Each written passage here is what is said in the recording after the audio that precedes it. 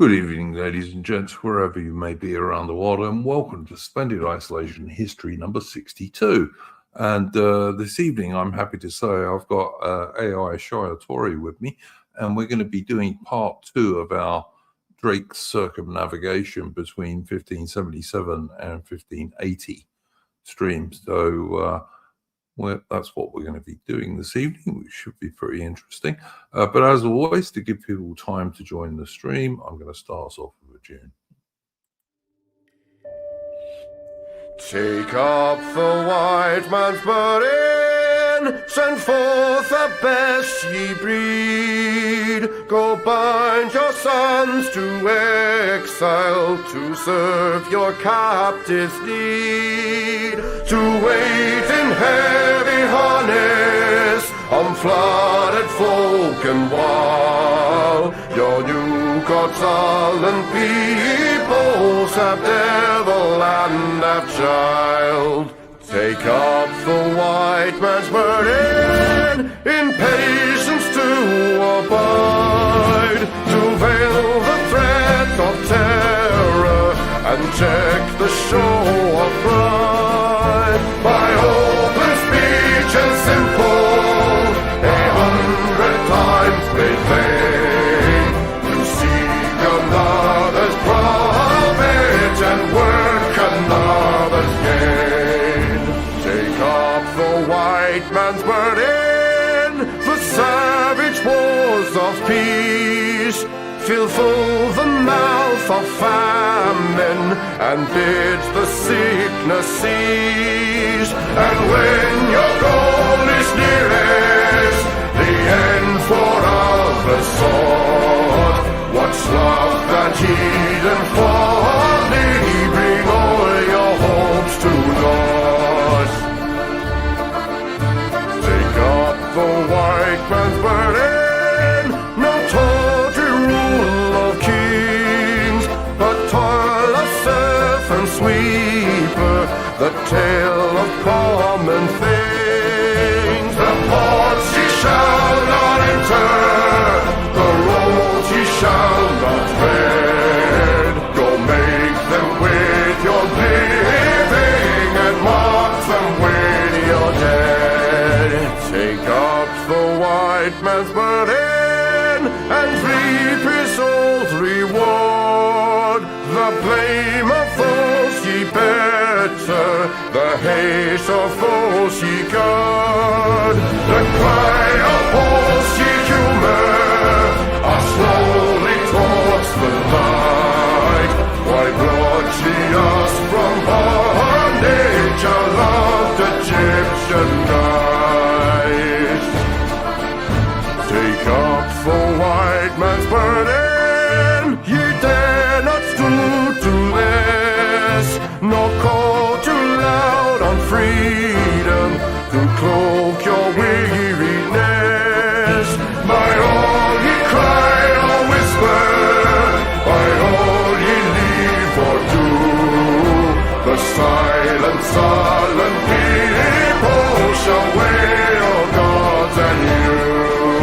Take up the white man's burden, have done with childish days, the lightly profit laurel, the easy young grudge praise. Come down to search your manhood through all of thankless years. No age with give or wisdom, the judgment of your peers. Take off the white man's burden through all of thankless years.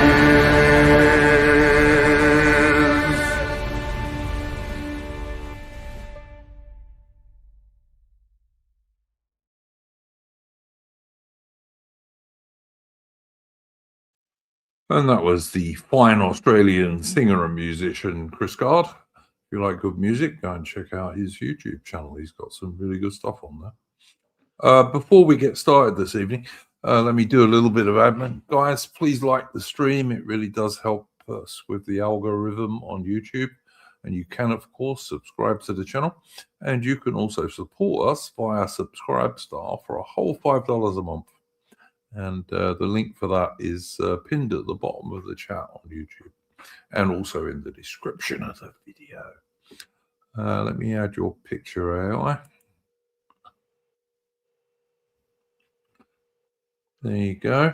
Apologies, everyone. It's a bit small, but I couldn't find a blown up version. Looked terrible because of the the ratio and what have you. But What is that, AI?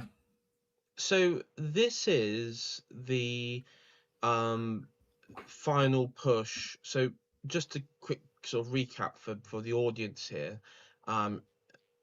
If you're coming from part one, then you don't really need this. But anyway, for a quick recap, we left off with Drake and the remnants of the expedition, which at this point is well, 3.5 ships. You have the Pelican, which is about to be renamed the Golden Hind, which we'll get into. You have the Elizabeth, you have the Marigold, and then you have the husk remains of the Mary, which at this point was scrapped, and its crew amalgamated into the remaining 3 ships, but particularly the Hind. It's Also, worth pointing out, AI, that when you say the remnants of the expedition, world exploration in sailing ships in these days was a very difficult proposition. The modern equivalent would probably be going to the moon, pretty much. yes, It was space travel. Yeah, effectively unknown space travel. Even Anson, and we did a stream about that not so long ago on our history streams. Even Anson's expedition, a couple of 100 years after this, he lost all but one of his ships on a circumnavigation expedition. So this doesn't say anything bad about Sir Francis Drake. In fact, he did really well to complete the thing, because quite a lot of Portuguese and Spanish navigators who set out to do something similar didn't return at all.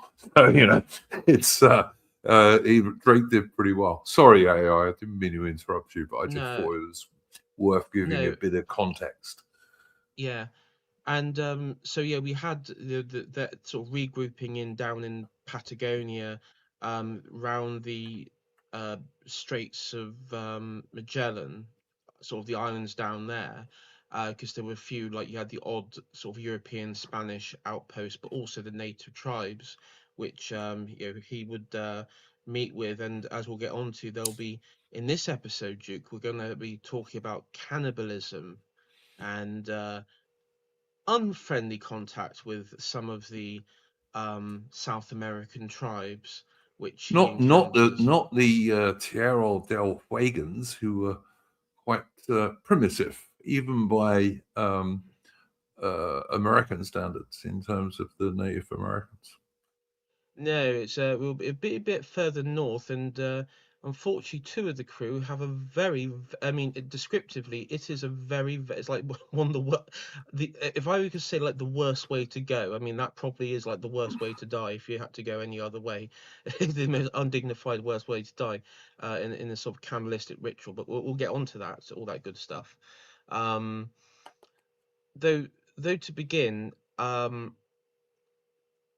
Doughty, who'd been causing trouble in the previous episode and for the voyage thus far, had gone through effectively a trial for mutiny, of which he was found guilty. He also led up his own defense on this, and he was also, to mention, I mean, you had the patron of the Queen at the time, but also of Sir Hatton, who was the other patron of this voyage. And of course, Doughty and Doughty's brother were Hatton's men, you could say, on this expedition. And during this entire time, they were undermining Drake. He was sort of scheming with other sailors and other captains on the ships and the crew members.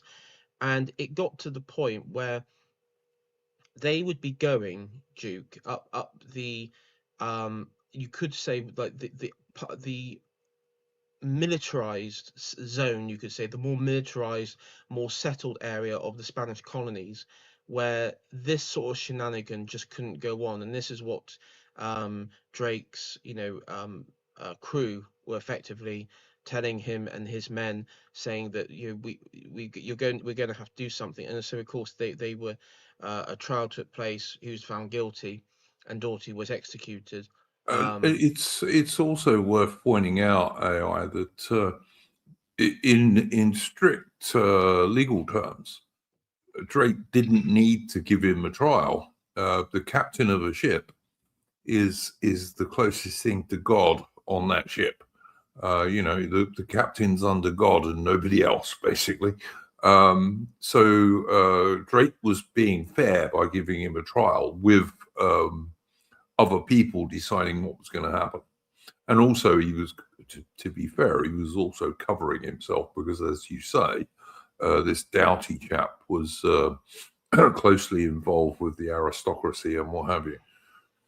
Yeah, and there's I know there's a lot of historians that will debate this, whether, because they'll say, well, the crew of the Pelican never referred to it as the Golden Hind afterwards. Well, I would say probably I wouldn't read too much into that. It's probably just the crew probably so used to the ship, it may have just been they never the name for them didn't catch on. Of course, you can't look back at hundreds of years in the future. I mean, the Golden Hind is such a famous ship. It's such a and the expedition is so famous in history and in sort of like the British psyche, that for the contemporary people at the time, particularly those on the ship, I can understand why they may not have adopted the name, because for them the Pelican was probably what because they said there's the crew afterwards, like years and years later, when they were asked about it and stuff, they never referred to it as the Golden Hind. And it's like, well, it's also considered unlucky by seamen to change the name of a ship during a voyage. Yes, I was just going to. Yeah, that was the other thing I found. There was a few that would. So that was, they didn't want to even years later acknowledge the change of the name. But seamen are very superstitious, like even to this day, to be honest. Well, especially back then as well. Yeah, I mean. Yeah, I mean, if you know yachties and even like merchant seamen, Royal Navy seamen today, they don't like staying out on Friday the 13th and stuff like that. They don't like it even today. People will avoid it if they can. They're a superstitious bunch, and when you're dealing with something as enormous and powerful as the ocean, you can kind of understand that, really.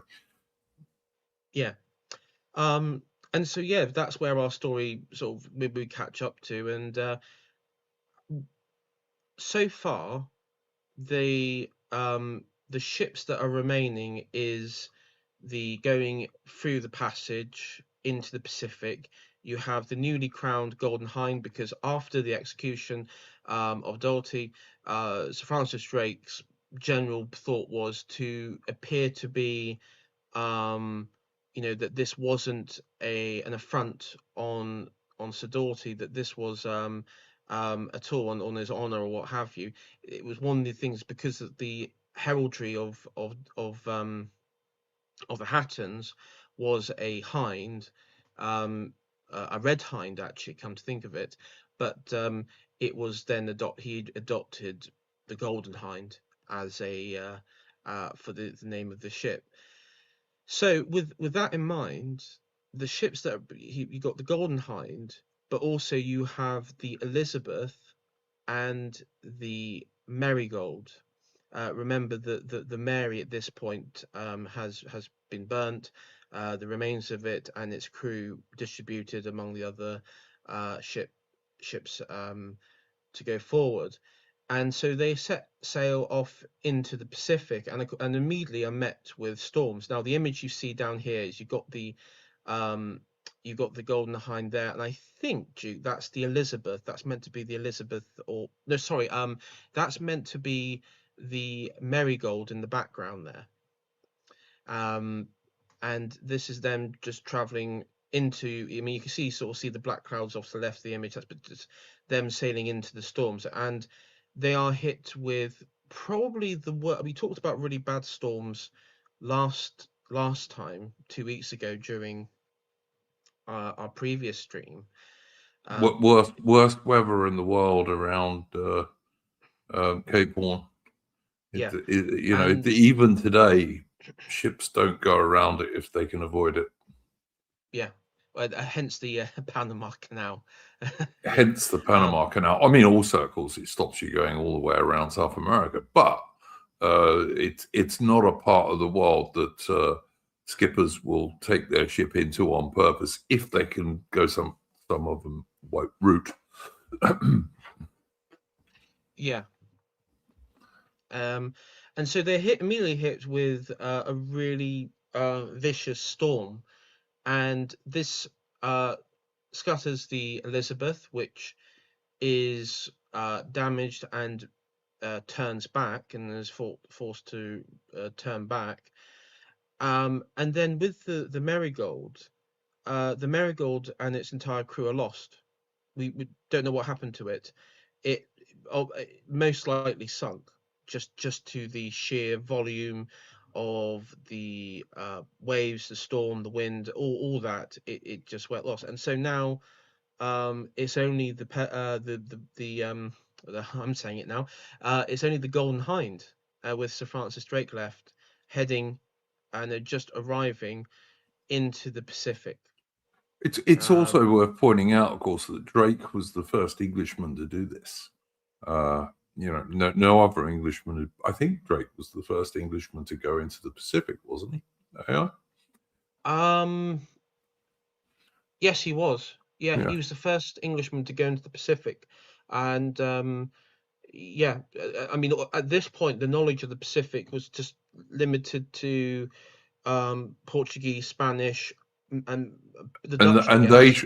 well, not well, yeah, but more the Portuguese and Spanish, and of course they tried to keep it secret because you know, so if there were hidden rocks and what have you, the Portuguese and Spanish weren't going to tell you about those, you know.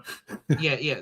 That was the thing. The Spanish and Portuguese, particularly the Spanish, were very good at keeping their their naval routes secret, and this was one big sort of thing with Drake. You could say that he was able to not only circumnavigate around and sort of find his way around the Straits of Magellan, but he also created his own passage as well. So he sort of doubled up on that. He charted both and obviously created his own.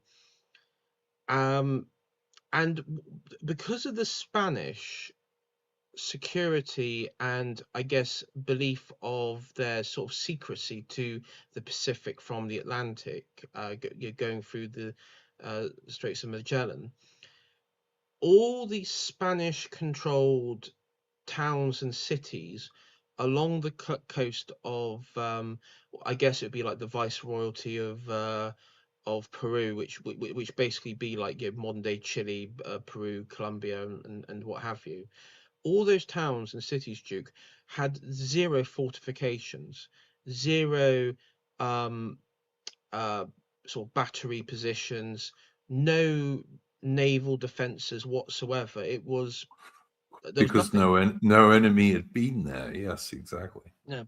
All enemies and threats in the Americas to the Spanish was from the native population, native uprisings or natives. I mean, at this point, you still had a fragment of the Inca Empire living in the, uh, sort of uh, Amazon rainforest. So it was called the Neo Incas, which was probably what's now Bolivia, parts of Bolivia, and into Brazil. So you still had like pockets of relatively isolated tribes, which of course Drake will come across. And as I said, with the Americas, it was a hotbed of cannibalism and really ritualistic, religious forms of cannibalism as well, which probably some of the most gruesome. I think when you think of like cannibalism in the world, it's probably one of the most gruesome, like descriptive ones. And yeah, this is what they had to deal with. And no sooner than later, Drake in the and his crew, they land at um, well, first they discover an island in the which was called they called Elizabeth Island, and then they come across when they get into the Pacific. Um, they make a port call at Mocha Island, which is just off the coast of Chile, as part of Chile today, and they encounter a native tribe of peoples called the Map Mapchu, Mapchu, which they are they're not Inca related, but they are a native tribe which uh, come from south central Chile, so this region anyway. Um, and they were greeted with pleasantries and trade. Um, the Mapuche brought numbers of sheep and chicken and wheat to the ships. Um, on the second day, 11-man boat crew went ashore for water, but this is where it sort of goes wrong. And the Mapuche killed 2 and captured 2 more. Drake and Diego were wounded. So this is the Portuguese chap we mentioned last time. Were wounded and by arrows. Drake had one in the face, and they were forced to withdraw. Now, It's probably worth saying, you know, at this time, the armaments of the European guys, they would have been like matchlock muskets, at best, and maybe some crossbows and what have you. Not that much better than what the Native Americans would have had, really. no, true. And unfortunately, the 2 captives were, according to who was it? According to Fletcher, who chronicled the journey itself, he said the 2 were captured, were ritually eaten, slowly carved off piece by piece, eaten alive. So by the tribe. What triggered Charming, this is civilized, eh? unknown. Yeah. Uh, uh, so it also does suggest that because of I mean, there's 11-man crew, we don't know how well armed they were, because I think, bearing in mind that, and this is what's bizarre, maybe this was a bit of a failing by some of the Drake and the crew, they had encountered hostile and cannibalistic tribes before. I think because they were well received on the previous day, they probably weren't. They probably were a bit too relaxed on when they went for a Yeah, second time, and they were yeah. caught off guard by this tribe. And yeah, Um, it's also worth mentioning that um, that Christopher Columbus only discovered the Americas about 80 or 90 years before this expedition that we're talking about now. So even the Spanish and later the Portuguese, and well, the Spanish and the Portuguese, they'd only discovered the Americas 80, 90 years before Drake is doing this expedition. yeah, and for a lot of I mean, the current at this point during the expedition, the current governor of the region was I think it's still Pizarro. I think it's still the original conquistadors of the Inca Empire. Well, Pizarro certainly. He Yeah, was the guy who conquered the Incas. Yeah. yeah, and I think he is still the governor. And you do have like second generation conquist, so like the sons of those who conquered the Aztecs. So you're right, it's still relatively new. I mean, at this point, I would say from the Spanish perspective, there's still I mean, Mexico has been swarmed with the Spanish state, with slaves, with um, uh, the Catholic Church, and you're starting to see a similar um, influence in the south. And so natives are still being converted, and also you're having the intermarriage, intermixing of the races of Europeans and native stock. And I don't know if The Spanish were pretty. The actual Spanish were pretty thinly spread on the west coast, on the Pacific coast of their empire. yeah, it's really funny because a lot of Spanish Europeans would go to places like Mexico, Cuba, and everything else. But there isn't much European presence, like on like migration, you could say, or settlements in Chile and what have you. In fact, and you still see this today. It's one of the reasons why today, when you look at the demographics of places like Bolivia and Peru and stuff, and Chile, it you still have like a very high native or native mixed population. Um, The Spanish and the Portuguese, but certainly the Spanish, didn't ever do what Britain did in terms of America and Canada, and then later on Australia and New Zealand. They never did that. They never sent no, huge numbers of white immigrants to those places. no, Those who did go there tended to be either naval or military people, or upper class guys who were going to be, mm, they were going to be governors or part of the civil service and that sort of thing. yeah. Actually, that has reminded me another feature of the viceroyalty of Peru, and um, that you see, particularly in the old Inca territories, was, and this was put up by the Pizarro and his regime in from where would it be, La Paz, from the capital, that Inca noblemen who survived the conflict and were basically left in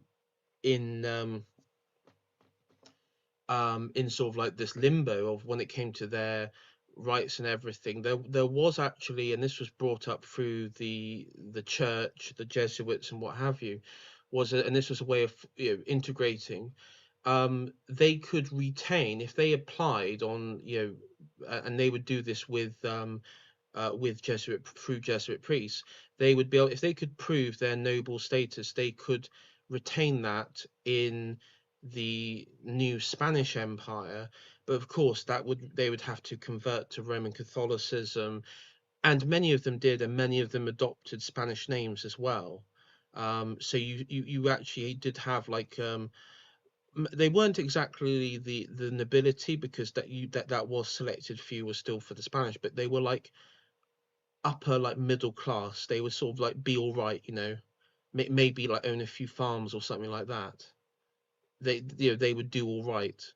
Um, Yeah, and then as you said, AI, there was also a fair bit of miscegenation, because there weren't that many Spanish people in the Spanish Empire in the Americas, and there certainly weren't very many Spanish women. So, yeah. yeah, that's true. And this is something that I mean, the theme that you have is whether he's within, whether when was Drake within like the actual heart of the Spanish Empire, sailing and raiding. One thing I've noticed while reading through the history of this, I've actually got a great book on this, is that even if he's in the most populated town, where on a coastal town, where a lot of it be a lot of natives would reside there because they'll be working as like hands on docks, or you know, even forms of serfdom, or slaves, the African slaves, they would welcome that, they would be really helpful to Drake. They would welcome them, they would give him gifts and drinks, and you know, they would celebrate with him, which, I mean, I guess from their perspective, it was kind of like they sort of saw him as this hero, which as you said, you know, the wounds of previous, you know, by the conquistadors was still fresh, and um which I thought was quite interesting, that there. Oh, And also, Drake was not there to make war on the natives. He was yeah, there to make rape war and on the plunder. he was Yeah, there to make war on the Spanish government, not the native people. So he yeah. wasn't being nasty to them anyway. He had no reason to be. No, it wasn't like, you know, shaking down some poor like native fisherman or something something like that on his way. No, he would absolutely not. He was very much fair, and I've got the image. Actually, got the image up here. Um, so Drake recovered from his wounds north, and apparently while spending this time at sea, he observed settlements, possible settlements to raid, um, and the first one was the Spanish settlement of Valparaiso, um, which was a relatively small town, coastal town, with. Valparaiso, it still exists. It's quite big uh, now, I believe. It's quite big now. Yes, as I say, it's quite a um, major port city in Chile. Um, and But it had, you know, small town with a church, and uh, but like most towns at that point, it was well rich in silver, and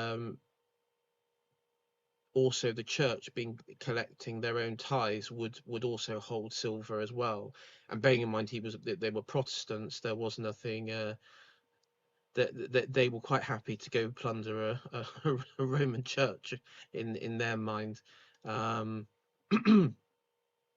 so yeah,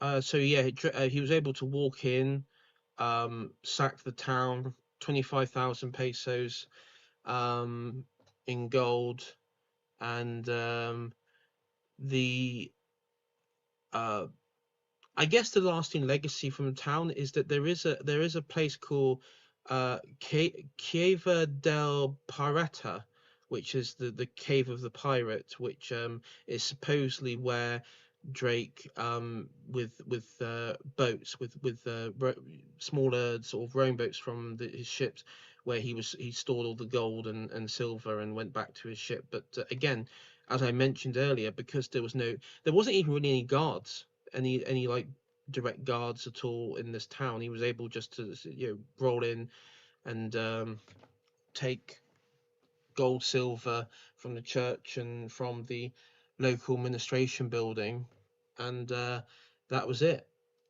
Um, no deaths as well, very important. No acts of violence, really, like actual physical acts of violence. Yeah, he as you said, he wasn't going around murdering and raping people. He was purely out to make money, basically. Yeah. So Drake then carried on northwards up the coast, and then he stopped within Salada Bay, which was near the like I was going to say city of Capeo, Copperpeo. I do apologise for the names, everyone. I'll just go with it. And he was able to careen his ship and assemble the Golden Hind's pinnace. So at this point, Drake wasn't aware of the Elizabeth, the fate of the Elizabeth. He knew at this point the Marigold was lost, but he wasn't certain of the Elizabeth and everything, and wasn't aware that they actually turned back. Um, and the reason is obviously this was for the upcoming attack on Panama, which Drake was planning, which was also the nearest point of a Spanish garrison that he knew of, stationed out of Panama. So this is why he sort of needed the Elizabeth, ideally, to shore up his chances of a successful engagement, and also the ships as well. Other ships, port ships operating out of Panama, and of course New Spain, which is Mexico. So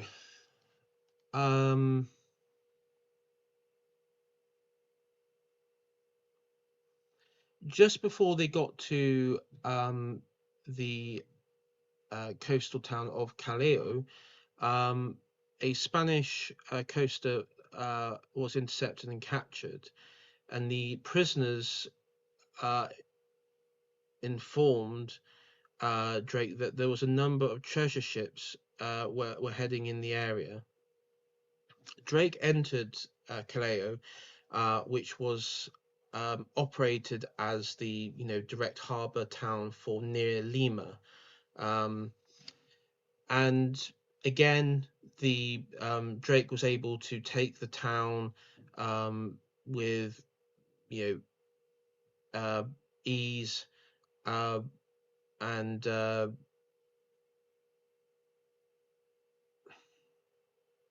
and he ordered the Spanish ships that were present there to be ransacked and run aground so they couldn't pursue. And then this is where probably the native population living here informed Drake of a large treasure galleon called the Nuestra Cirano della Concepcion, which had departed from Panama, which held a good chunk of the silver going towards the Spanish treasury via Manila. I've just put up a map that just gives the viewers a general look at what this voyage is. And if you look at the map, I don't know if you can see my cursor on the screen, but we're basically up around this area at the moment on the west coast of South America. Yeah, we're sort of in between the two arrows of the coast of Panama is up here somewhere. Panama's about there, if you can see the cursor. So where that arrow is in between South America and North America, that's roughly where Panama is. Yeah. And so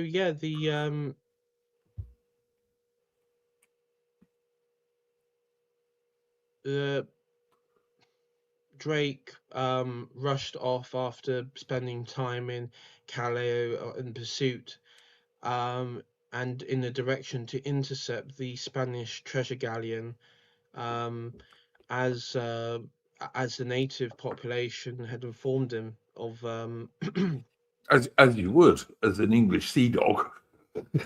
Spanish treasure galleon. Let's get it, boys. Yeah, like what are we waiting for, guys? What are we waiting for?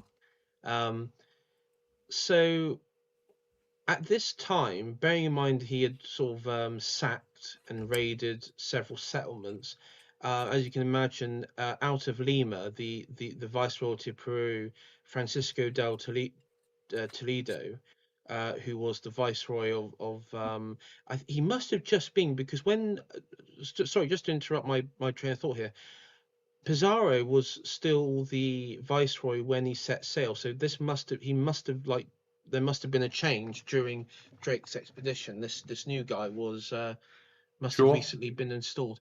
Anyway, that's a side note. Richard Hughes has just kindly pointed out that the name of that Spanish treasure galleon, it translates as Our Lady of the Immaculate Conception. I thought it might have been, yeah, because of uh, I know the lady and conception, so I assumed it was in reference to that. But again, I'm sorry, my Spanish is just not good. I'm not a natural Spanish speaker. I apologize, everyone. Spanish wasn't my forte. I'm more used to the Germanic Join the club, mate. languages. Join the club, mate. I'm used to the I'm a Germanic. I'm a filthy Germanic barbarian. I actually wanted to learn Spanish at school, but they wouldn't let me. They insisted I learn French, which I had no interest in, and so never learned French Same. either. Yeah. Same. Anyway, yeah, so word had reached Viceroy Francisco de Toledo in Lima, and apparently he couldn't believe at first that it was actually English ships, and thought it was probably just so the native actually raids. Believe it or not, he thought it was some native raids and some thieving Spanish sailors. But then when confirmation came from Clelo and other towns, he was surprised and shocked that the English had gotten through this far, especially through the Straits of Magellan, which at this point was, as you said, in the Spanish knew. Not much he could do about it either, AI, because it would have taken months and months to get a message back to Spain. And it would have taken many weeks even to get a message to the east coast of the Spanish Empire in the Americas. Well, so there wasn't a hell of a lot he could do. No, the only thing he did is, as you said, he couldn't send a message back to Spain itself because it would take too long. You just couldn't do it. The only thing he did was able to send to his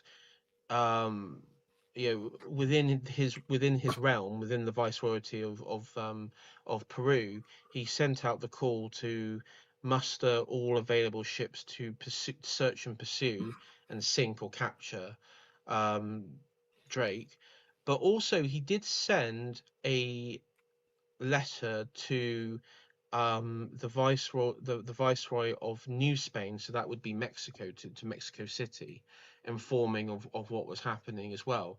But the thing though is that letter didn't arrive in time for them to, because I think his idea was Toledo's idea was, if he could have Spanish ships from New Spain and his ships from the south go north, and him going north and them going south, they could do a pincer movement on Drake. Yeah, that was his thinking.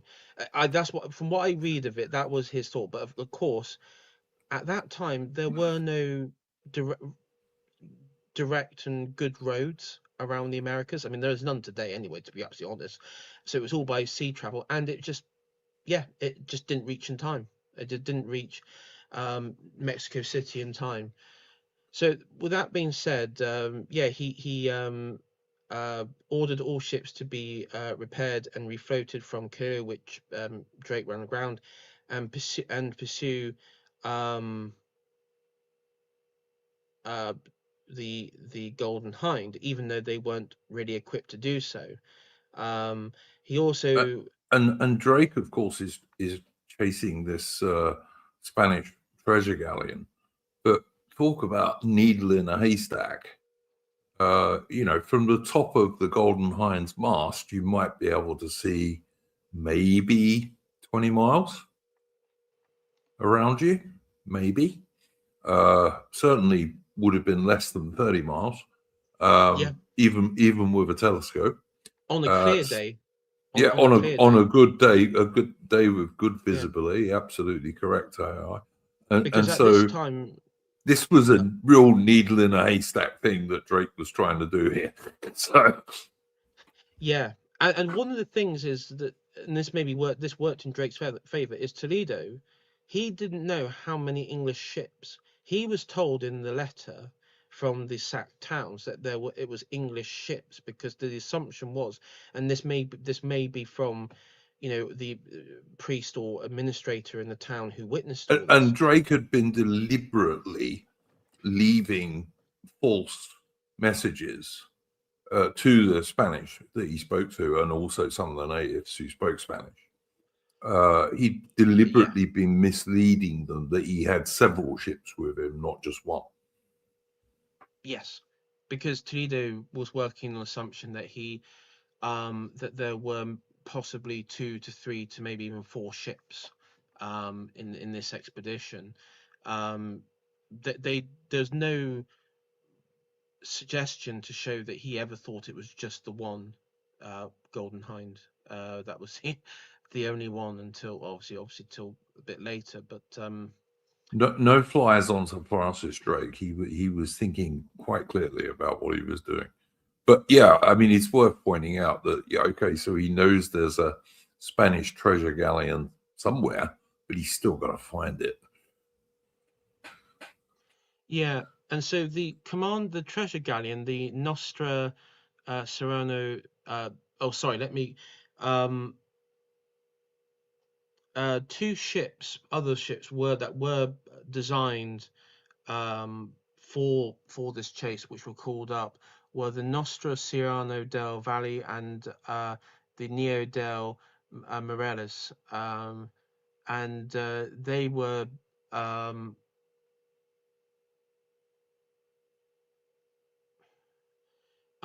they were returned to port, though, due to I guess, again, the cannons weren't fitted properly. Basically, they just weren't they weren't fitted on properly. They weren't fully repaired.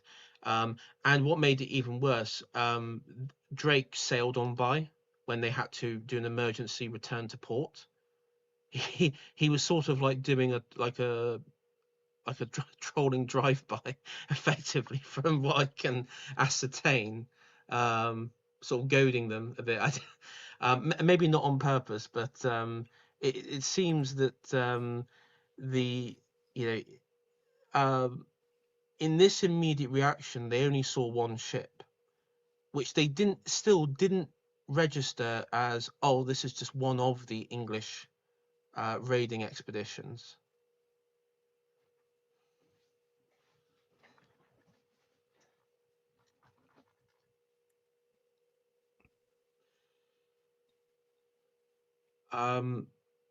So the fleet left repaired ships left Calilo on the 27th of February. So this was about a few weeks later, and set out in pursuit of the English, who they thought were heading towards Panama, um, uh, to Gamboa, where they thought Drake would strike next. Because while in town, his sailors and everything were telling the natives, and this is probably more disinformation that as you were pointing out, was saying that they were going to head towards Panama, but they weren't aware that Drake had learned, of course, about the um, Spanish treasure galleon. So that was Panama was off the tables. But of course, the Spanish weren't weren't aware of this. They were still following the route to Panama. AI, about this time, Drake captures another Spanish ship. The where am I?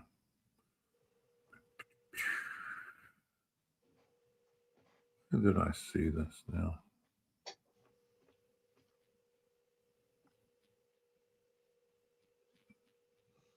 Actually, they don't tell you the name of the ship, but he captured another smaller Spanish ship, and even this one had 20,000 gold pesos in it from the gold mines in that area, along with Yeah, quite a lot of provisions and stuff. So the provisions were obviously very useful, but he's already captured 20,000 gold pesos, and he hasn't got the treasure ship yet, although he's getting closer. He's only a few days away from finding it. yeah. And so on the 1st of March, Drake sighted the Nuestro Siena della Conception, or the Lady of Immaculate Conception, just off Audencia of Cook Coast. So Drake came across a slow moving galleon, then moved the pennants towards the Spanish ship's port. The Spanish captain, Juan de Anton, was surprised to see a foreign vessel, and wasn't prepared for Drake to sort of demand in Spanish for the sailors to strike. And Anton refused, and so Drake answered with cannon and like musket fire. It's worth pointing out, AI, that the English ships, like the Golden Hind, they were better ships than the Spanish galleons. The Spanish galleons were quite strong and quite weatherly, but they tended to be pretty slow and not very maneuverable. Whereas the English ships, like the Golden Hind, were what at the time were called race-built galleons, in that they had a lower superstructure, particularly forward, which made them faster sailing and also much more maneuverable, which would become important, of course, during the defeat of the Spanish Armada. But yeah. Yeah, I've got a picture actually of the exchange. Hang on, let me put that up. Wait a minute, mate. Move that one, add that one. There you go. Yeah. And so the English ships tended to be less high-sided than the Spanish ships, and that made them more weatherly and more maneuverable, and also they had finer lines, so they tended to be a bit faster as well. Yeah. And so Drake fired another volley of cannon. At this time, it had brought down the mast on the Spanish galleon, and also caused further damage to the ship. Someone wants to know where the doldrums are. It's an area of the Atlantic Ocean where there's usually not all that much wind. That's the answer to that one, Richard Hughes. Yeah. Yeah. So the rigging in also tore, and the mizzenmast and the rigging tore the mizzenmast, and the Golden Hind was able to close in and begin boarding the vessel itself. Because again the Spanish weren't expecting a raiding party, particularly an English raiding party or any foreign raiding party. The crew on the galleon weren't prepared. They weren't armed, or the arms that were available weren't readily deployed. The sailors weren't ready for boarding assault, and this was a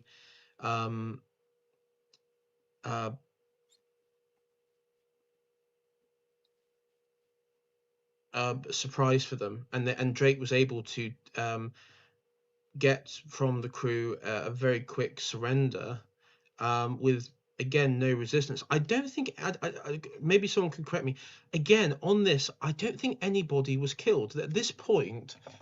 Drake hasn't actually killed a single Spanish person or any. I mean, obviously apart from like the natives back on the Cannibal Island, nobody's actually been killed thus yet.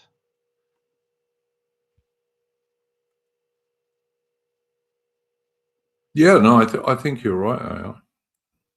Yeah, there was little to no resistance, and yeah, Drake took the galleon and brought both the hind and the galleon to stretch a nearby coastline to unload the treasure. So it took about 6 days to unload the treasure aboard the galleon, and uh, it was what was it? It was Drake discovered um, what was it like 36 kilograms or 30 chestfuls. All together.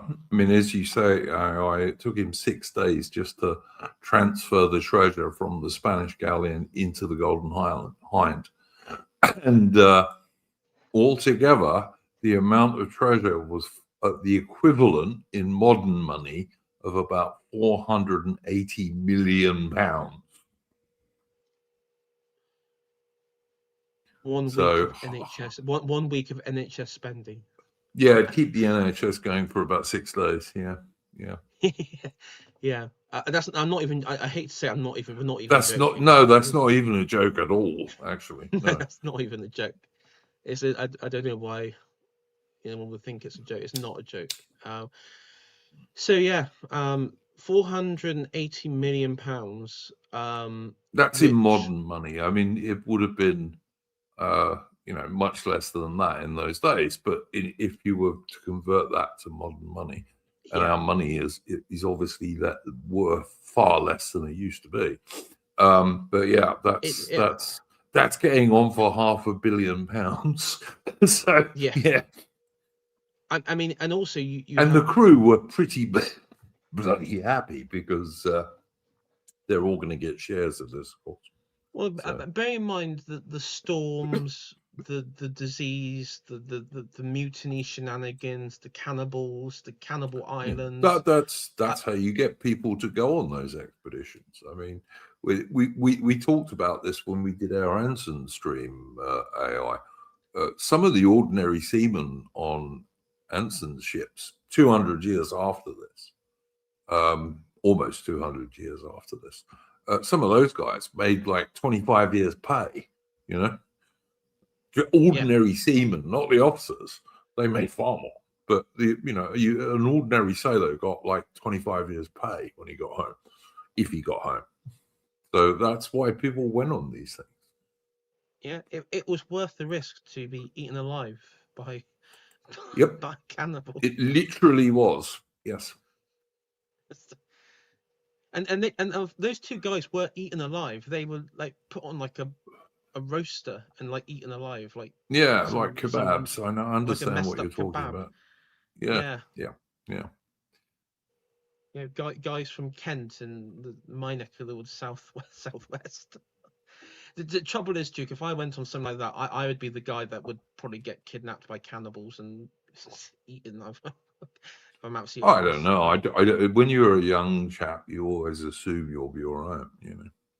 Yeah. I know I used to. It'll happen to somebody else. It won't happen to me. I'll be all right. Yeah. Yeah. I mean, now, if I was in that position, if I knew they were cannibals, I would go down fighting. I wouldn't let them do Yeah, any harm to my I'd life. make sure I had a couple of pistols and a good sword when I went ashore. Yeah, but yeah, basically, yeah. Um, yeah. So the collection of the loot varied. So it was you had like gold pesos, but then you had silver, and at this point, silver was worth more than gold. Yeah. At this You point, you also considerably. had there was also gemstones and all sorts of things. Yeah. It was a real tragic galleon for sure. Yeah. Silk. I mean, it was a total mix of everything of treasure. And yeah, as you mentioned, the morale. This was a massive morale boost for the crew. Um, and the apparently he dined with the his officers and also the Spanish officers and gentlemen passengers That on was quite the that was quite common in the age of sail. yeah, as a form of a celebration, and as a gesture of goodwill to the captured Spanish, he offloaded them and Spanish prisoners, which he could have taken. You could have and offloaded them at the nearest port, no charge, no conditions, just you're free to go on your way, and that was that. So Um, then, you might think that if you were an average chap, having captured the modern equivalent of almost 500 million pounds, you might think, oh, well, I've done my bit, I'm going home now. But Drake didn't do that, not at all. He goes further north and ends up claiming California for England. yeah, I mean, he does like he slowly. What makes it bizarre is he moves up the coast. Now, while this is happening, he tells the Spanish officers and sailors, "Oh, by the way, there's more English ships. They got like he quotes the Elizabeth, even though that's returned, and he goes, "Oh yeah, it's like somewhere off Panama, and we're going to be doing more raiding, and it's like better watch out." And so they report that back, and at this point, Toledo is losing his shit in Lima after hearing the news. He really is like losing it. Um, and what happens is that Drake actually gets him to follow this wild goose chase, effectively, of these phantom ships that just don't exist. And uh, uh, there was uh, at this point he was being tracked by from Toledo and Gamboa, um, from ships from across the region trying to find Drake and pursue him. Um, and The idea was that if they could capture Drake with the treasure, because they assumed that he would return south, as you said, with the treasure because of the what we were able to get. And they were trying to cut him off the coast of the province of Nicaragua. Um, and This was uh, and also trying to pursue him around Panama. So meanwhile, with Drake, he went further north along South American coastline, coming across Canal Island. Drake did capture a frigate carrying cargo of maize and honey and sarsaparilla, um, and then he did stop in a nearby bay, which was named after him, Drake's Bay. There's actually a few named after him on this expedition, um, and uh, he did decide to repack the ship of its treasure because it was causing problems with the ability of the ship, and had to offload some of the Yeah, the trim is important yeah. on a ship, AI, and particularly with a sailing ship. So where the weight is within the hull, you want the heavier stuff down lowest because it makes you more stable. But you also, depending on the ship, you might want to a bit down by the head, by the bow, or you might want to more down by the stern. Ships vary, and I'm sure this is what Drake was doing. He was ensuring that the Golden Hind would be able to sail as well as she could.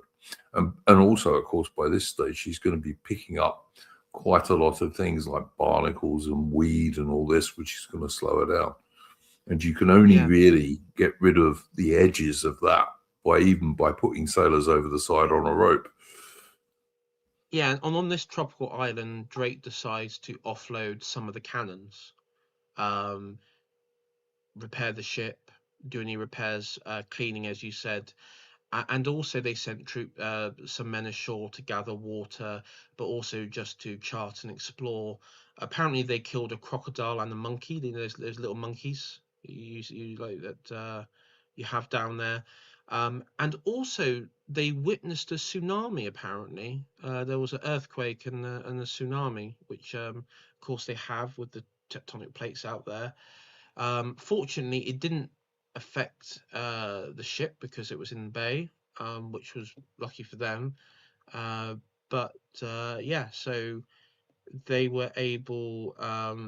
This was off the shore of the mainland. Um, so while it was being repaired, the uh, crew spotted another Spanish vessel, which was um, uh, of you know heading towards them, and this one was quickly captured only after firing a few shots. Um, uh, Nothing of value on this one that was captured, apart from the two Chinese pilots who knew the route across the Pacific, and Drake did actually quiz them on this, and this is important because this will go into later what he would do, but he did um, quiz them on routes across the Pacific Ocean towards the Orient. Um, uh, and also Drake did kick because the sarsaparilla that he captured was going off, and if you didn't know, Duke, when it goes off, it really stinks. It's like it's one of the worst smell, and basically the crew get a bit annoyed, and he sort of agrees to get rid of it. So no sarsaparilla actually returned to England, unfortunately. Which is no doubt why it's an American thing and not a British thing. But there we Yeah, go. yeah, yeah.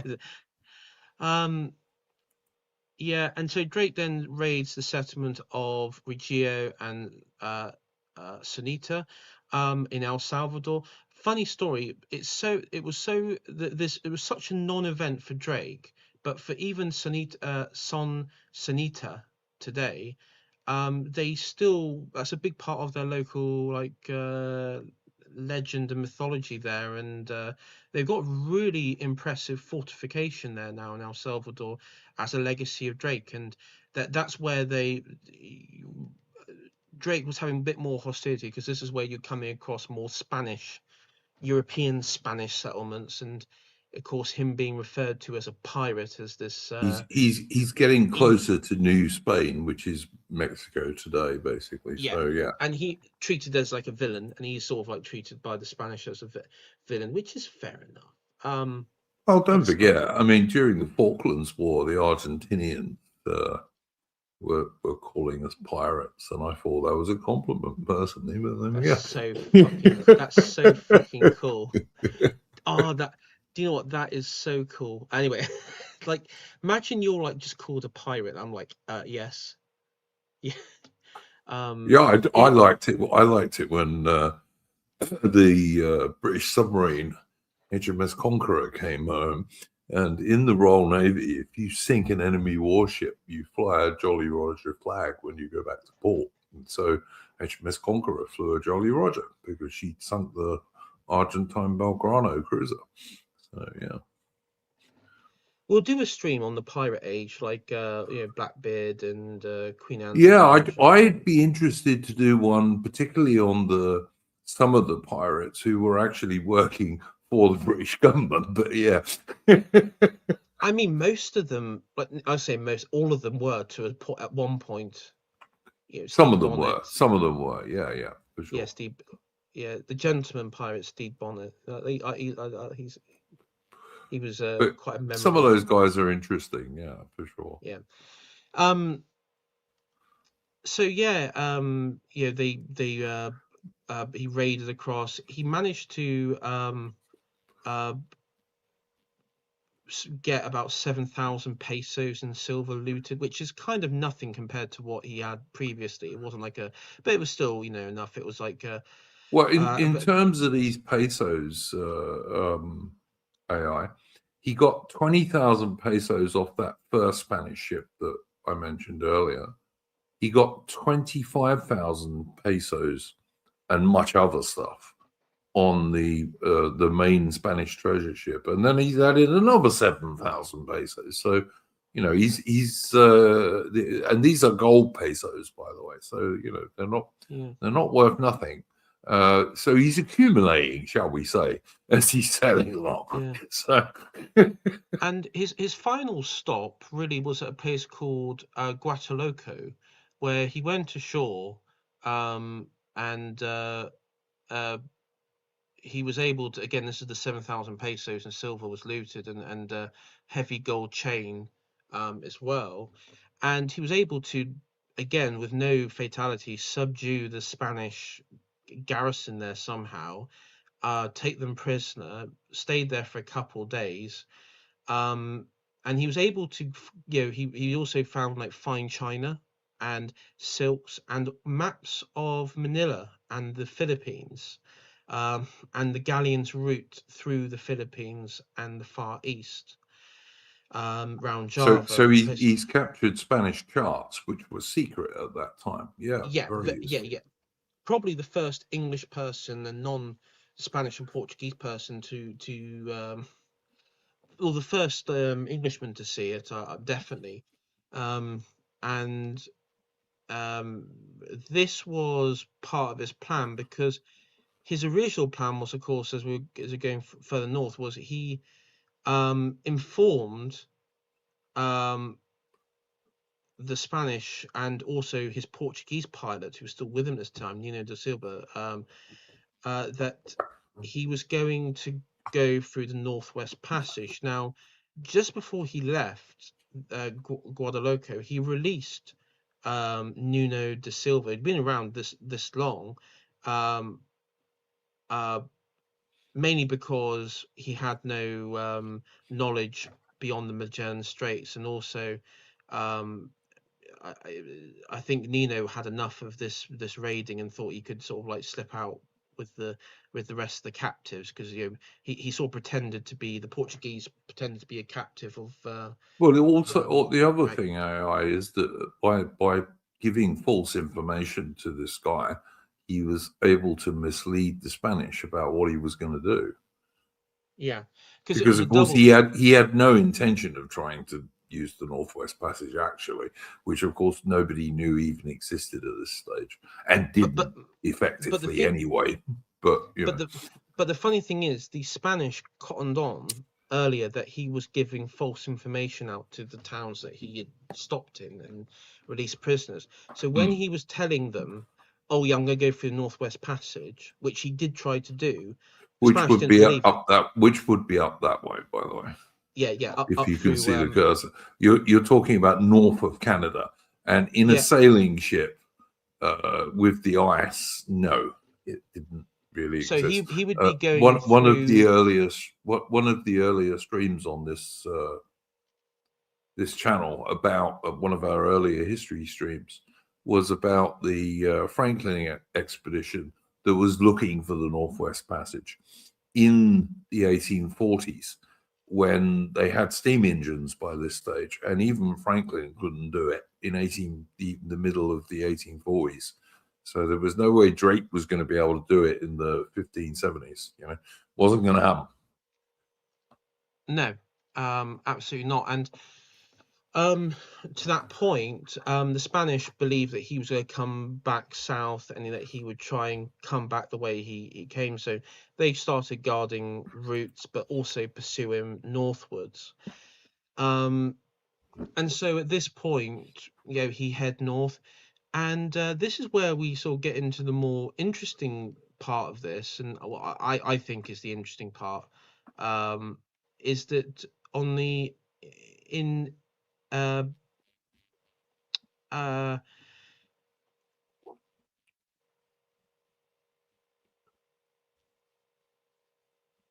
Drake passed the Baja Peninsula and continued north. So Baja's it's the bit of California that sticks out southwards. You know, the peninsula that sticks out southwards. You probably see it on the map that just about on screen there.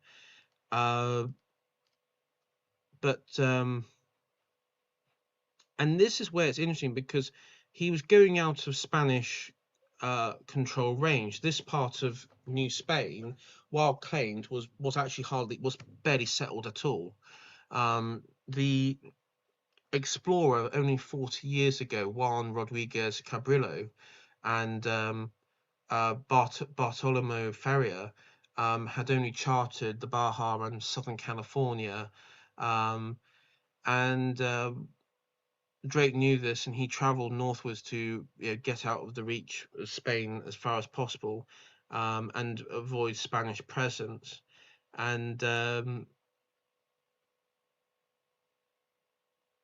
he headed north in search of, well, for two reasons: to chart, which was one, but also to find the Northwest Passage. But also he needed to search for a suitable bay to repair and careen his ship for the journey back to England. He's going along the coast of what today is California, yeah? Yeah, so if you bring up the map here, I do apologize. I've done it, guys. It's not a very good map, but basically this is basically the city of San Francisco. That's San Francisco Bay. You probably could see the two points there where it's the two peninsulas that the Golden Gate Bridge links. Bridge, yeah, and then off the coast that you got Alcatraz, and to the north where you're going into probably what is the Silicon Valley today. There is a bay there which is Drake's Bay, and you got Reyes Point, but this is Drake's Bay, and this is where he stopped for in this protected cove. So he careened his ships, did he? He careened his ship. So just for anyone who doesn't know, when you careen a sailing ship, or any ship actually, what you do is you put it somewhere where the tide goes out and it's going to be left aground, and then you pull it over at an angle, and that enables you to clean the marine growth off the bottom of your hull that's in the water, which makes your ship a hell of a lot faster, because all that weed and barnacles and you name it that builds up on a ship over time slows you down quite a lot, and particularly in these days of sailing ships. Yeah, and so he was, still along the coast. Now, in the San Francisco Bay itself, there was, I think there's like a small Spanish missionary outpost. Again, I mean, of course, San Francisco as a town, city, it just didn't exist at this point. It was just effectively like a rancho, so you may have had like an odd sort of farming, but it was mainly just missionary to the local tribes. It was just a religious missionary, and I've had a look that they had no knowledge of Drake coming this way, stopping, or anything like that. There was there's no reports out of the area there from Spanish missionaries of any of Drake or his appearance at all. They hear about it further north when he comes into contact with some of the tribes, because they end up telling the Spanish, oh yeah, we saw these pale-faced ghosts from the sea. That's how they referred to it as. But and the Spanish were like, what? But yeah, Lothar Sheffield is saying blistering barnacles, bottom scrubbers.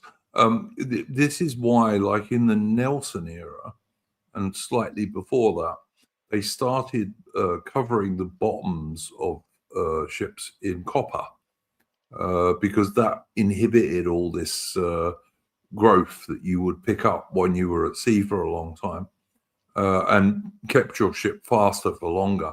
And that is where the origin of the expression that something is copper bottomed comes from. It means it's good. It's going to last a long time.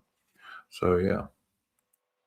I'm going to bring up an image here. This is a modern day image that I've managed to get.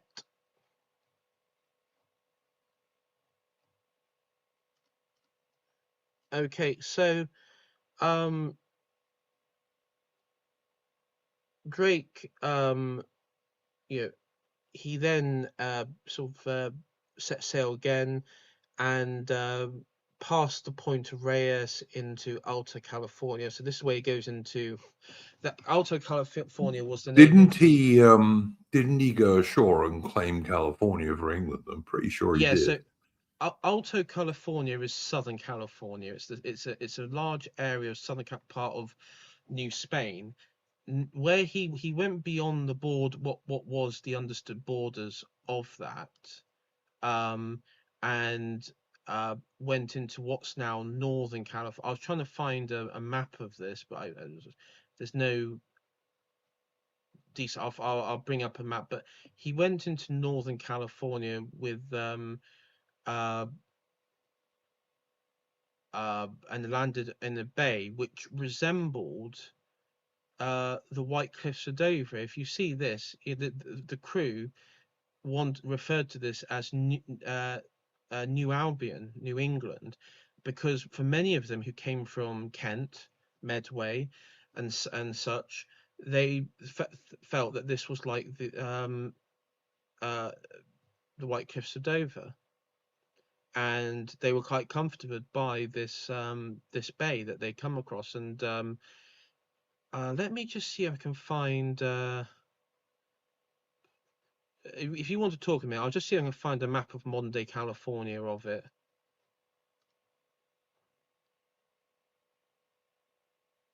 Yeah, I was the only thing I would say is I don't think England would want California these days. Certainly, most of the Americans I know don't want it. So most of my American friends would like to get rid of California themselves, but yeah.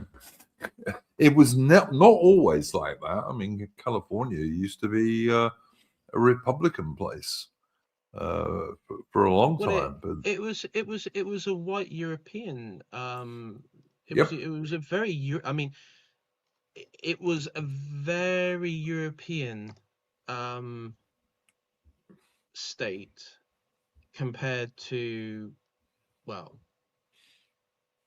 compared to what you have now. Um, hmm. But yeah, it's but he claimed California for England. So Yeah, he claimed in about 1578 ish, or the early 1579, something like that. Yeah. So basically, there is a point of contention of actually where New Albion. There was actually I saw the University of Southern California and also a few American universities. There was a podcast back in 2021, where they were debating where the landing point was, because some were saying, oh, we don't think it was this place that they called New England because the White Cliffs, even though that's what Fletcher and others described. I As know as I know there's a cross somewhere on the coast that marks the place they thought that he landed, but I'm not sure if it's accurate or not. Yeah, apparently the cross was erected in the 1840s, 50s, by, again, when Europeans started arriving, particularly English Europeans, like like Protestant Americans of English stock started arriving, because of course they heard about California and its legends and myths from Sir Francis Drake. It was quite a popular story back then as well. Mm. And so there was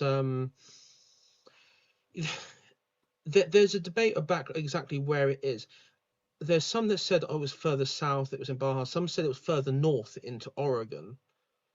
I mean, he did set foot, or his men did like stop probably in Oregon and maybe in Washington, though we're not really sure. But he definitely did stop in Oregon. because the way that he described the Yeah, landmarks and of some of distinct course landmarks. AI means Washington State rather than Washington DC. But Yeah, yeah, Washington. Yeah, yeah, yeah. yeah. Oh, what do they call it? The Pacific Northwest, Cascadia and stuff. Yeah, that's Point Yeah, Eight. Yeah, yeah, it's roughly where Seattle is these days, up yeah. around that Seattle. way. Yeah, up down that way, and Vancouver, and then coming up, of course, to British Columbia, Vancouver Island, and what have you. Um, but Well, yeah, I think this is the place. But the yeah, problem could is be, that could be. the problem is because Drake has reported while they stopped there, they spent some time. They met up with the local tribe called the Mirakui Kwok tribe, or whatever, who had very limited. They actually looks like they had no contact with the Spanish, or very limited, because when they saw Drake and his men, they thought they were ghosts, spirits from the sea, from their ancestors, and basically treated them like gods or anything. Um, Yeah, it reminds. it wouldn't surprise me. Can I, as we're about halfway through this stream, I think, can I do a bit of channel admin Yeah, AI? go And ahead. you said you were looking for a map anyway. Um, Yeah. yeah, so guys, if you like this stream, please hit that thumbs up button. It really does help us with the YouTube algorithm, and any right of center channel on YouTube these days, YouTube doesn't promote us much. The only way they will is if we get enough likes and comments and this kind of thing. So please do like, comment, subscribe, all helps. And also, if you like this kind of content that we do, then please you can support the channel via Subscribestar. It costs only $5 a month, and you'll get notifications of all our streams and all that sort of thing. And really appreciate it, because I actually spend a lot more money on this channel than it makes. I've got 7 subscribers on Subscribestar at the moment, and if I had about 30, I would cover my costs. So there you go. All right. If you shared I think I've had to go to maps because, Yep, unfortunately, there you go. for some reason, that America or California have a really shit way of like naming. They don't like to name like sites and maps. You got like there's various names, but anyway, as you can see, this is Drake's Bay. In relation to California, let's zoom out, 'cause we're not too far from San Francisco, which is just around the corner. So he stopped around here. So there's San Francisco. He stopped around here, and then he went a bit further north and stopped about here. And this is Drake's Head. This is supposedly where he stopped. And in here, this is where he built a foundry, and this is where the statue Drake's Head was, by the way, before it was removed in 2020 for because it was unsafe. It wasn't stable, apparently. What So was this before they were just removing any white person statue? well, it coincided with it, and the locals, there were actually, like, from the local the local county, people did like inquire, like, why is it been removed because of like So that historic. they couldn't have repaired it and made it stable. Well, that was the point, and it was. I was actually doing a stream on California like a year ago now, and somebody, an American chap who lives out this way, was the one that informed me, like, no, that this was like kind of a local debate, because they've got a plaque, but they haven't got the statue, but everyone knows it was removed because of that reason. But the local, like, county, DEI reasons, eh? Yeah. well, the local county commission professed to this day that they didn't. And the other thing was, there wasn't a supposedly, and they still deny this, there was an attempt to rename all the Drake names as well. So like Drake's Beach, Drake's Bay, Drake's Head, Drake's obviously Estuary. give them some sort of Native American name or something like that. Yeah. Of course, they weren't going to rename like Reyes Point or anything like that. You know, they weren't, or Santa Maria Beach or anything like that. They weren't going to rename that. Well, the many Latino immigrants might not like that. Well, the original the original settlers to this area were actually from Scotland, in Reyes Point, because look, Inverness Park, they were actually, a lot of them were from Scotland. Doesn't surprise me at all, anyway. The Scots, but yeah, so they think, given Drake's description, that he landed probably on this beachhead here, which is Drake's Beach Road.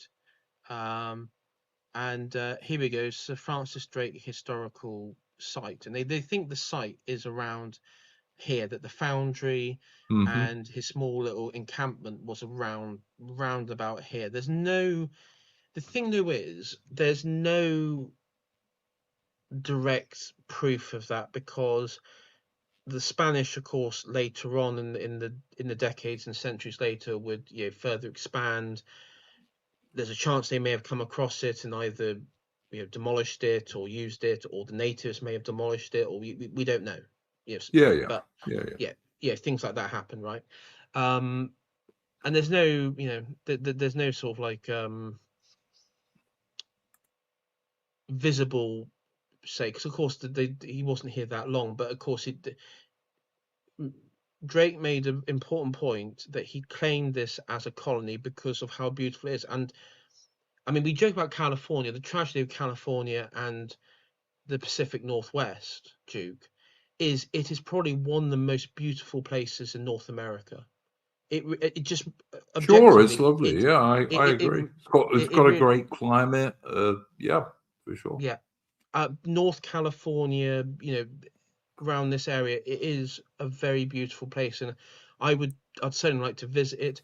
Its people, maybe not so much, but I know a few people from. I mean, my family, my part of my mother's family that live in America, they actually live in California, Northern California. So what I hear from Americans I know is that Southern California these days is better. It's like a bit more conservative than the northern bit. But there's various Americans I follow, like the distributors, for example. Dave. He's recently moved back to California. But even he doesn't like the politics of the area at all. So isn't Don the Pleb a Californian? I think he is. He was. He lives in Texas these days, I believe. He lives in Texas, but he was. But I mean, people like Nerderotic was a Californian who moved to Texas. So Yeah, I mean, look, it's from my understanding, it's kind of like New England, right? It's like 90% very liberal, very progressive, obviously Democrat voting, but it's also very white. There's not much diversity, and it's kind of like the liberal Democrats in this country is you don't shit in your own on your own. Well, when you say that, you're talking about outside of very big cities like Los Angeles and San Francisco. I mean, basically, a lot of these areas are, like progressives deep down, they know not to have like Hispanics or black people around them, because they know they know that there's tendency to violence. It's not me being generalizing or anything. It's true. It's objectively true, and that's why you have why they move out of cities. Well, I mean, why do you think white people, I mean, a few 40, 50 years ago, places like Los Angeles, San Francisco were very white cities. Now they're not. It's because blacks and Hispanics riot and violent and gang crime and all that sort of shit in California. It's just the way it is. And not to mention the crack epidemic as well. I mean, 50, 60 years ago, places like Chicago and Detroit weren't terrible either. Yeah, Uh, yeah, these were white American cities, and they were forced out, particularly during the Civil Rights Movement era, because that's where the uh, well, the black man had the whip over the white man, and but also not just the black man, a few other unnamed minority groups got the whip as all I well. would say, AI, is this is a history stream. Let's stick to It the history. is. It is a And history stream. you are telling me that Drake did try and do the Northwest Passage. I'm not sure how hard he tried to do that, but maybe we should move on to that and then talk Yeah. about him going across the Pacific and the Indian Ocean, Just just to because just otherwise we're not going to yeah. finish this stream. Yeah, I would say we'll get on to just quickly before we leave, because I just thought there's another important bit, another interesting bit. As you know, Drake claimed the land in the name of the English Crown, Nova Albion for New Britain, and for Queen Elizabeth, and he chose obviously because of the White Cliffs of Dover and the banks reminded so of the English Channel, um, and uh, he also set to engrave a plate of brass, which was obtained bearing Queen Elizabeth's image, and attached it to a large post giving details of Drake's visit, its claim, sovereignty, and Elizabeth and every successive English monarch. So basically saying, so again, the rumor is that the local tribe then took it down and went off with it, and no one knows what happened with it since. But um, apparently, the Drake's men did travel far as Inverness Ridge, so actually they went quite deep into Alma Valley, which is in like central California. So Francis Fletcher observed and wrote details regarding the wildlife and also the terrain. So we were able to say that, because at this point in California there was a massive lake um, uh, in central California, which just doesn't exist there because it was obviously drained I think it was in the 19th century, for farmland and what have you, which is still like this today. But yeah, uh, he stayed there for several weeks in New Albion, and then was then ready to avoid and decided to leave the Spanish frigate that was captured in the bay, um, and carry on his way. Uh, he stopped at the Fallion Islands, which is some rocky crags off again further north, just round from the coastline there, um, and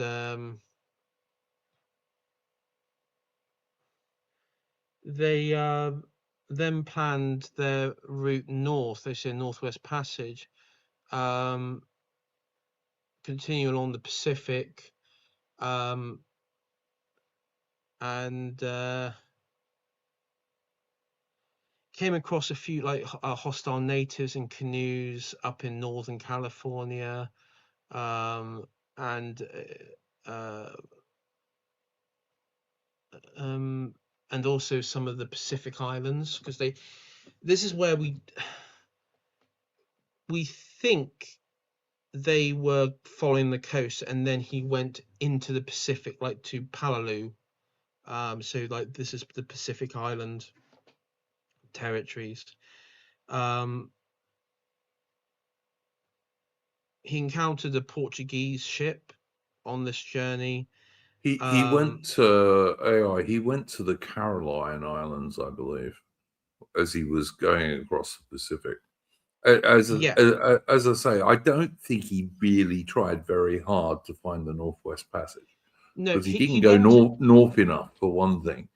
he went as far before he traveled across the Pacific. He went as far as Vancouver, modern day Vancouver. So the Yeah, entrance there, yeah. So what and that would be? That's in Canada today, of course. yeah, and Um, Fletcher reported that there were ice sheets, that it was the sea was rough, and the crew, his officers met. He called a meeting with his officers, and effectively, and Drake, and I think was Drake's brother with him during this voyage. I think he was.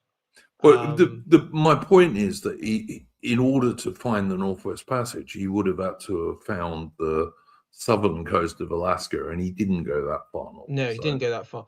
no. And his officers said that because of the terrain and because of the delays that they had previously with New Britain, they thought that the Spanish would be traveling north, and which they were, and the risk of getting caught was too great, that the best chance they had to what was now to cross the Pacific. And of course that decision was made, and he agreed to cross the Pacific Ocean, and he came across, as I said, like the islands and the He reached the Caroline Islands in mid-October, yeah, and then he stayed at either Yap or Palaloo for 2 days.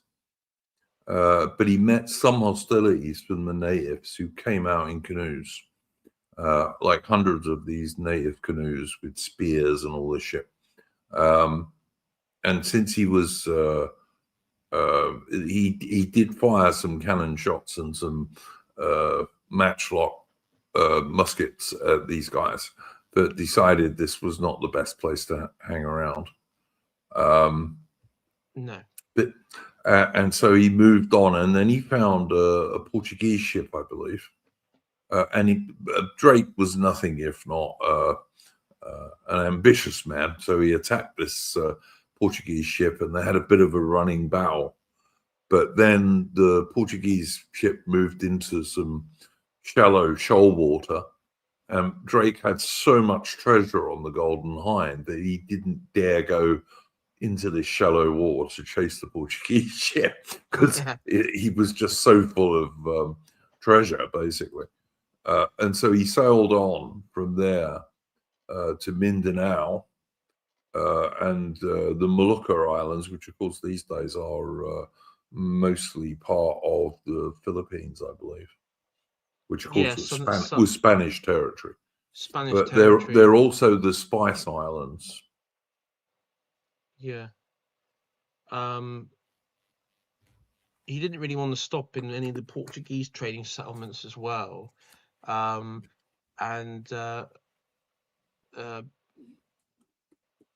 Mainly because Malacos had already fallen to natives on one of the islands there, and so there wasn't really like a safe port.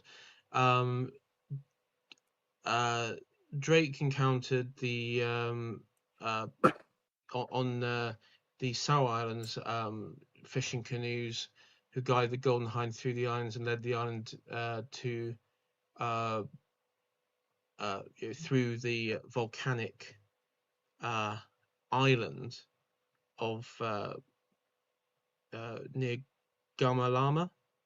That's in Indonesia. That's in Indonesia, modern day Indonesia, which dominates. If you look at, I'll just bring up a quick map of that. So, just imagine you're sailing, and when Fletcher said it dominated the skyline, this is what they meant by it, and it's pretty impressive. Like, you couldn't miss it. Yes, that's a pretty big mountain. This is like when they say, because the fisherman said, "Oh, don't worry, you won't miss it." you just can't miss it. It's like, oh, yeah, I see what you mean. Yeah, you can't miss it. Sure.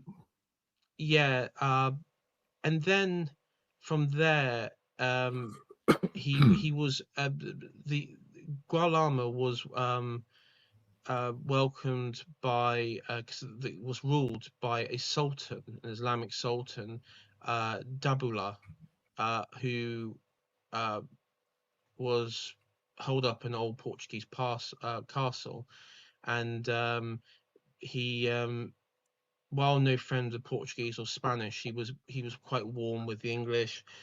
Drake proclaimed that he was no friend of the Portuguese as well, which was a bit of a lie. But also the Spanish. He did keep his gold, as you can imagine, somewhat secret. Yes, For obvious reasons. And he basically said, "Oh, we're just looking to trade spices and everything like that." and he did do that. To be fair, Yeah, to be fair, yeah, he was getting things like cloves and nutmeg and all this kind of stuff. yeah, and and the Sultan was quite generous with Drake and his men. He gave them rice and chicken and sugar and what have you, coconuts, and yeah, they became quite friends, to be honest. Um, the Sultan did ask Drake if he could join them in a campaign against the Portuguese forts in Indonesia that he wanted to take, and he had to decline and say that, oh, I need to go back to England. I mean, obviously, for the main reason was because of the 480 million pounds worth of today's loot in the ship, which he didn't want them to get hands on, and Drake was able to trade for around 10 tons of exotic spices, um, including ginger, black pepper, nutmeg, and the money made from this went into the pockets of the crew, and this again boosted their morale because I'm trying to calculate, but they probably had a considerable amount of pay, for the rest of their career, near enough. Oh yeah, these guys would have been relatively rich when they got home to England. Although it's worth mentioning that as Drake sets off across the Indian Ocean, so this part of his trip, if you can see my cursor on the map, as Drake sets off across the Indian Ocean, he is still 11,000 miles from England. Yeah, He's so still it's got not a really long way to get home. Yeah, and he set anchored in Java, which was um, the Drake also proved that Java was an island. Like the Dutch had already been there, and they thought it was an island, but they didn't know it was. Drake proved it was by proved sailing it was, around the side that the Dutch hadn't been on. and he also proved it wasn't part of Terra Australis, which we talked about in our previous stream with Yeah, Captain Cook. the mythical gigantic southern hemisphere continent, which Australia is the only real bit of. But yeah. Australia is like that, I guess you could say. So catching good wind, he set sailed into entering the Indian Ocean before he could reach England. So yeah, he made good journey without stopping and came across the southern tip of Africa. He then went round the Cape of Good Hope on June 15th, where again they were worried about storms because of Spanish and Portuguese sailors warning on of weather, but encountered quite decent weather sailing north. They began to run low on supplies. They hadn't actually stopped at all on this journey for about 2,000 miles, roughly about 2,000 miles. There was like a non-stop. it was 10,000, nearly 10,000 miles actually. Was it 10,000 miles? Yeah, they went nearly 10,000 miles without stopping, and they only lost one man during that time. Yeah, which is quite fortunate. They did land briefly at Sierra Leone, Sierra Leone, to get fresh water, fruits, and provisions. And it's worth mentioning that Sierra Leone was created by the British for one reason and one reason only. The tens of thousands of slaves who were rescued by the Royal Navy had to be put somewhere in Africa, and that was the only reason that Britain created Sierra Leone. It was specifically for all the huge numbers of slaves who were rescued by the Royal Navy. Yeah.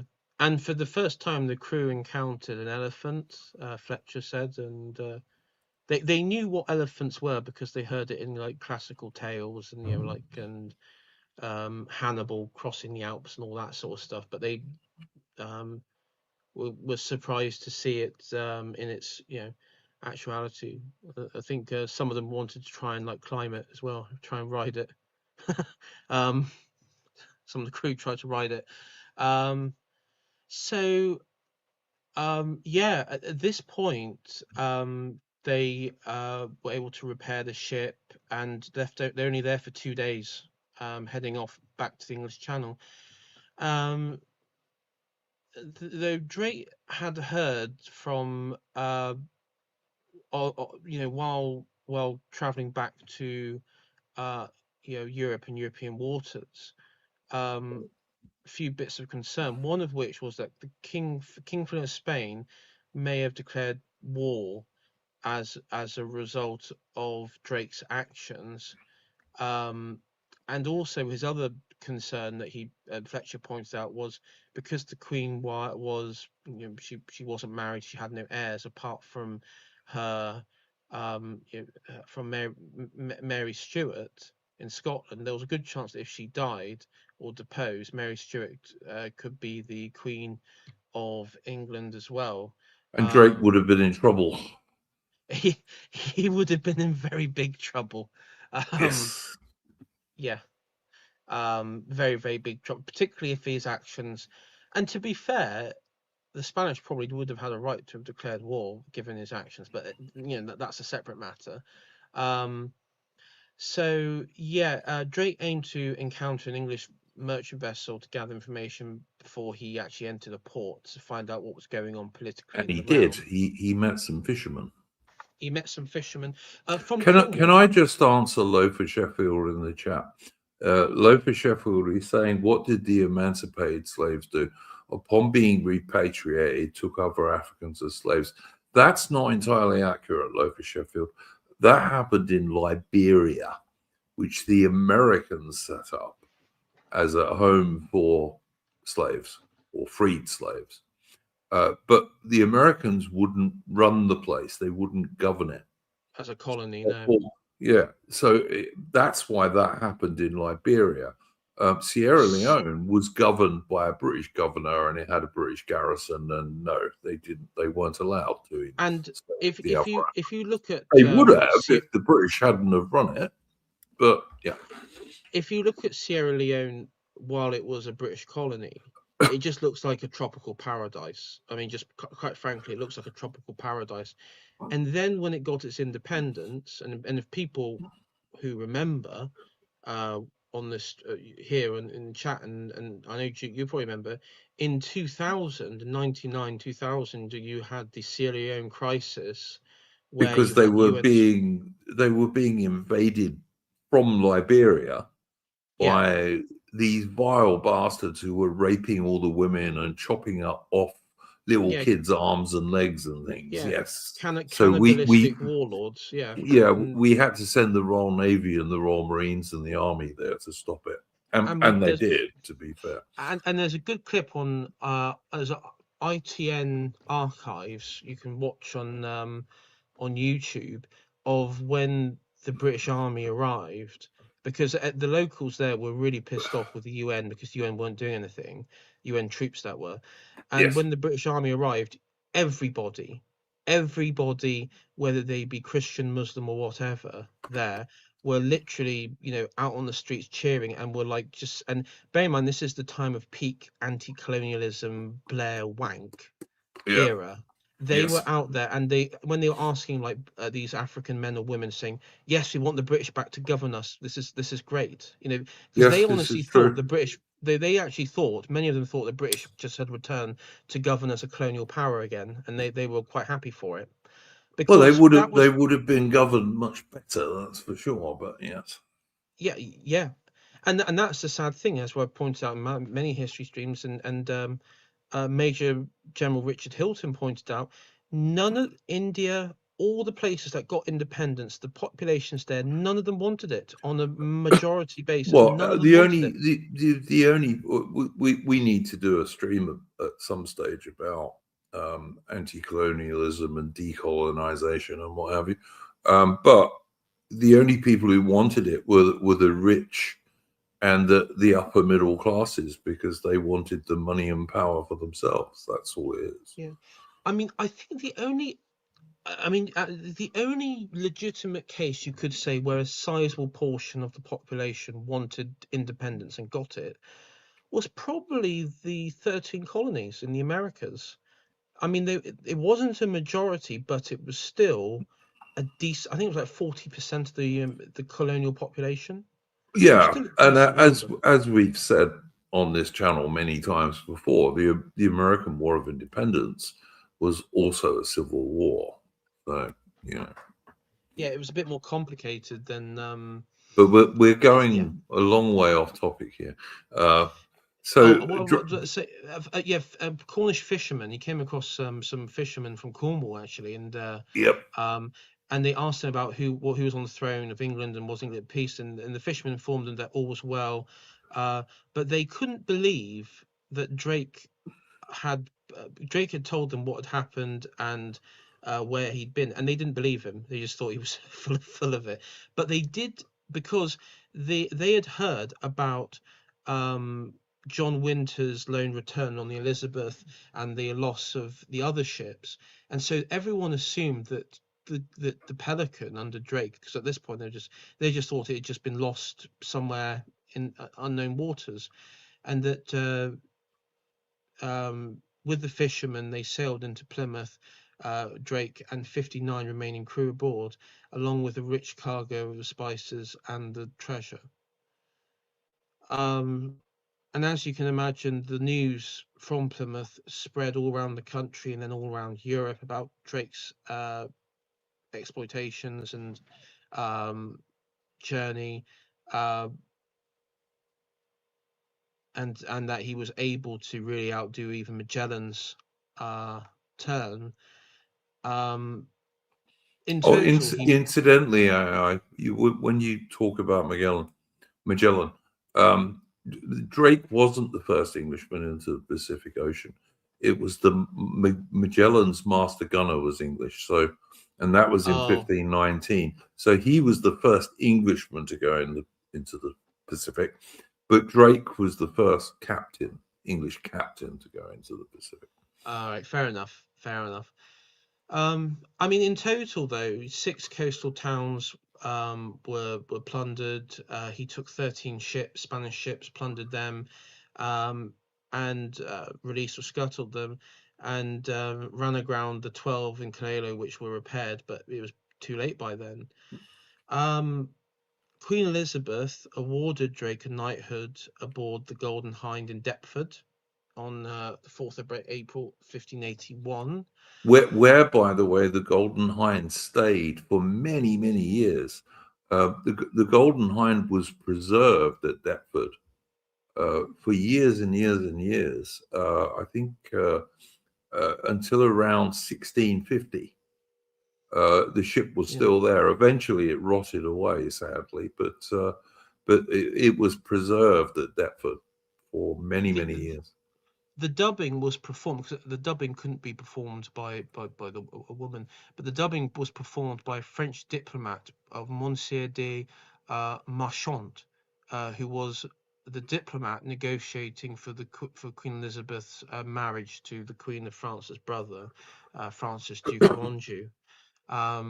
And this was quite important because it sort of signals that France was giving an explicit endorsement of Drake's actions against the Spanish, which then sort of caused friction with Spain, which makes sense politically because, of course, the English policy at this point was to keep the two Catholic powers of Spain and France separated politically.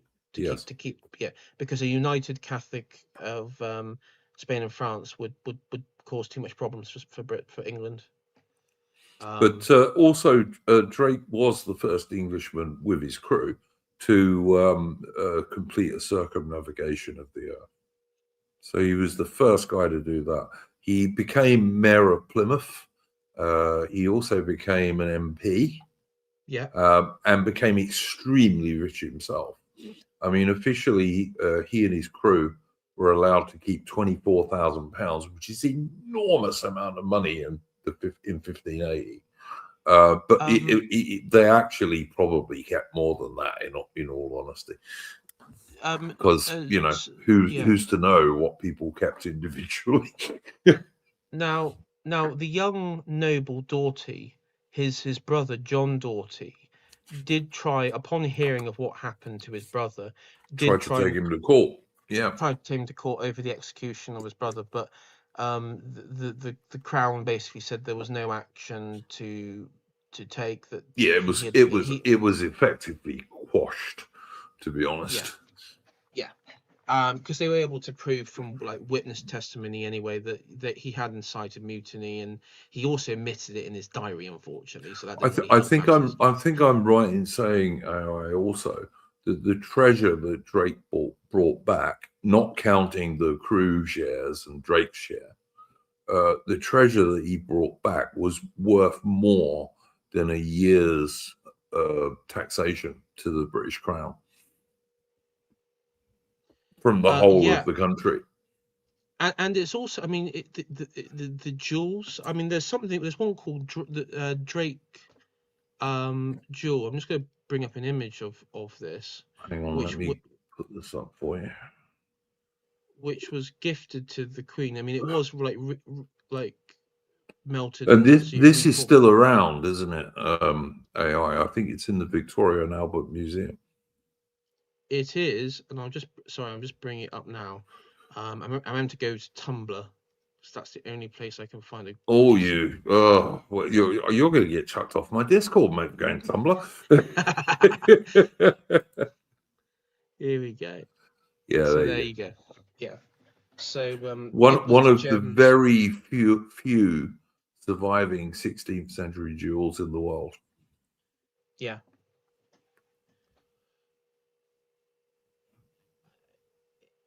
It's really hard to put into terms, but this expedition really did set the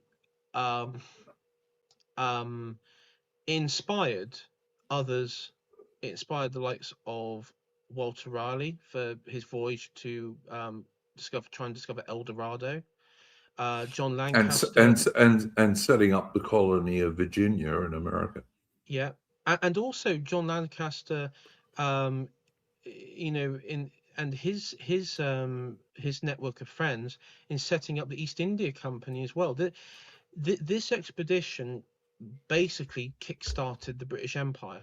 If we're just being honest, it really did kickstart that maritime British Empire. I think AI, didn't we say on the last episode, on the episode 1 of this stream, that if you look at, there are literally hundreds of very famous British seafarers, but if you wanted to look at the top 3 that the man in the street knows, who are you going to say? You're probably going to say Nelson. You're probably going to say Captain Cook, and Sir Francis Drake. They're probably. But I mean, there are hundreds of pretty famous British sailors. We are a maritime people for sure. But it's the legacy. Drake is right up. Yeah. Drake is right up there with the greatest of them for sure. I mean, those 3 men mentioned, it's the legacy. I mean, we talked about with Captain Cook. His legacy is Australia. It's the fact that Australia and New Zealand are British societies today, and they formed under British societies. That's why the anti-Western people and the left-wing people in Australia are so anti-Cook.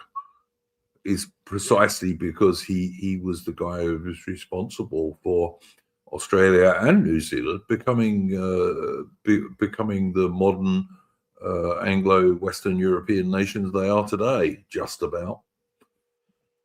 Which is daft, because in places like Fiji and other territories, they're sort of like quite happy of Cook's legacy. When you look at them, a lot of them are. Yep. Even in Hawaii, they are. In Hawaii, of course, I mean, they adopted the Union Jack later on, but even today in Hawaii, there's a quite a favourable view of Cook, even though he was killed there and there was a bit of hostility. There was, there isn't like this animosity there. So, but it's as I said, it's the legacy, and with Sir Francis Drake, I mean, yeah, New Albion, the colony of New Albion, or nothing ever came of that. Of course, it just didn't happen. But what it did set out was a blueprint for, you know, Spain and Portugal weren't the only powers that could have an empire. Britain, England, well, at this point, England could, but soon Britain could as well. And it did it got the will to explore, to settle, um, to chart, to govern over. And Mm. you know, when you look at the world I mean, the world isn't very safe at the moment. It's not a safe place. The world is never safe, and the world never will be safe. But when you look at, a continent, entire continents full of cannibalistic societies that kill and eat outsiders or perform ritual religious sacrifices, and figures like that, you know, it's kind of, or in, like in India, for example, where you had uh, bride burnings and other sort of primitive forms of Widow burnings. sorry, widow burnings, and other primitive forms of justice and social behaviour. I have no apology for the British and the Europeans from doing it, because No, not at that all. No, no, not at absolutely not. all. We should be proud of our ancestors. I'm not in the least bit of ashamed of any of them, to be honest with you. I'm really not. No, Just for people in the chat, that the picture on the screen at the moment is the statue of Sir Francis Drake at Plymouth Hoe. yeah. Because of course later on, Sir Francis Drake fought against the Spanish Armada and all this kind of stuff. There is another one. There was at Tavistock, where he was, where his family from. Let me see if I can find it. I like this statue partly because I've seen it, because I've been there, but yeah, it is a pretty good statue, I think. I mean, it's identical. It's very identical. I mean, this one's a bit better. This one is the one at I was just thinking if I can find my photo of it. And of course, at Plymouth, Sir Francis Drake was playing bowls famously when the Spanish Armada had been sighted coming up the English Channel, and Drake knew that they would have to wait for the wind to shift a bit, and he said, "Yeah, we've got enough time to finish our game of bowls and defeat the Spanish." So, yes, Yeah, this is AI's photograph of Drake. yeah. This one's outside of the town hall at Tavistock there. And it's worth pointing out, as we said in the first episode of this stream, that Drake was not a member of the aristocracy. He came from a pretty ordinary middle class kind of background, but became one of the most famous men in England. So, yeah, he did pretty well for himself, and I think he deserved it. I mean, he obviously had a lot of talent and skill, both as a seaman and a captain, but also as a leader, in order to do the stuff that he did. Yeah, and of course his probably. I mean, maybe I don't know. Have we ever done a stream on the Spanish Armada at any point? No, I don't think we have, actually. I don't think so. I'd need to Because look, that 'cause would be. we've done quite a few over quite a long period of time. But I don't think we've done the Spanish Armada yet. No, We I don't. will at some stage. We will at some stage. I mean, because I think probably that, but of course, his, he probably, he's not remembered. He's remembered more for this, well, quite rightfully so. But is also saying that he was, you know, key commander, key figure in the defense during the Spanish Armada, during the attempted invasion of England. And of course that wasn't long afterwards. I mean, Drake got back to England in 1580, and the Spanish Armada was in 1588. So yeah, about seven odd years, 8 years. Yeah. So yeah, this was, I mean, probably one of the greatest pirates. The greatest pirates, privateers. privateer. I describe him as a privateer because he wasn't doing it for his personal profit. He, like, most of the money that he made went to the country, basically.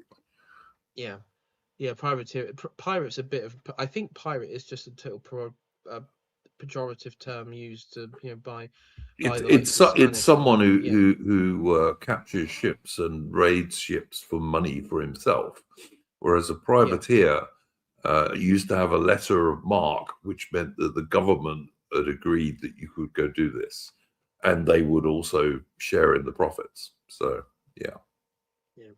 And of course, Drake's last voyage, his assault on Panama, and then of course his death and burial. And there's I was looking, Duke, this morning. I was actually looking at popular culture. There are so many. I mean, I remember growing up, there was this video game series called Uncharted. I don't know if you've heard of it. It's like a treasure. It's one of Sony's like treasure hunting games. I think Mitch has talked about it before. And it's a bit like modern day Indiana Jones. There's this male character whose name is Drake. His surname is Drake, and he was basically an orphan, but he took on Drake's name, and he sort of larps as like an ancestor of Drake, even though he's not. He's like this American character, but he has like each part of like the different stories it evolves around Drake's expeditions, and like one of which is I mean, a lot of it is, I mean, all of it's fictionalized anyway, but a lot of it's like Drake discovered El Dorado, or Drake discovered like this lost city in the Arabian desert, or somehow he was connected to Marco Polo. He found Marco Polo's lost expedition that got him to Shangri-La or something like that. I mean, it's also worth mentioning that whilst Drake's circumnavigation made a lot of money, I mean, the people who invested in Drake's expedition got like 5,000% returns on their investment. Yeah. But it's also worth mentioning it was a genuine exploration voyage as well. Drake discovered many things during that voyage. Yeah, and that's sort of like the legend of it, and that's why he's probably more so than, I mean, Nelson. With Nelson, it's Trafalgar. That's in popular culture. Well, Battle of the Nile and Copenhagen and several other things as well. But yeah, but Duke, I'm talking about the average person on the street. Oh, okay, the men in the street. Yeah, but men in the street, the normies who don't study history. Fair enough. Yeah. It's Trafalgar. Cook, it's probably like Australia. It's Australia. It's Australia, New Zealand. And again, with Cook, he actually did 3 enormous exploration voyages, not 1, but 3. Yeah, so 3.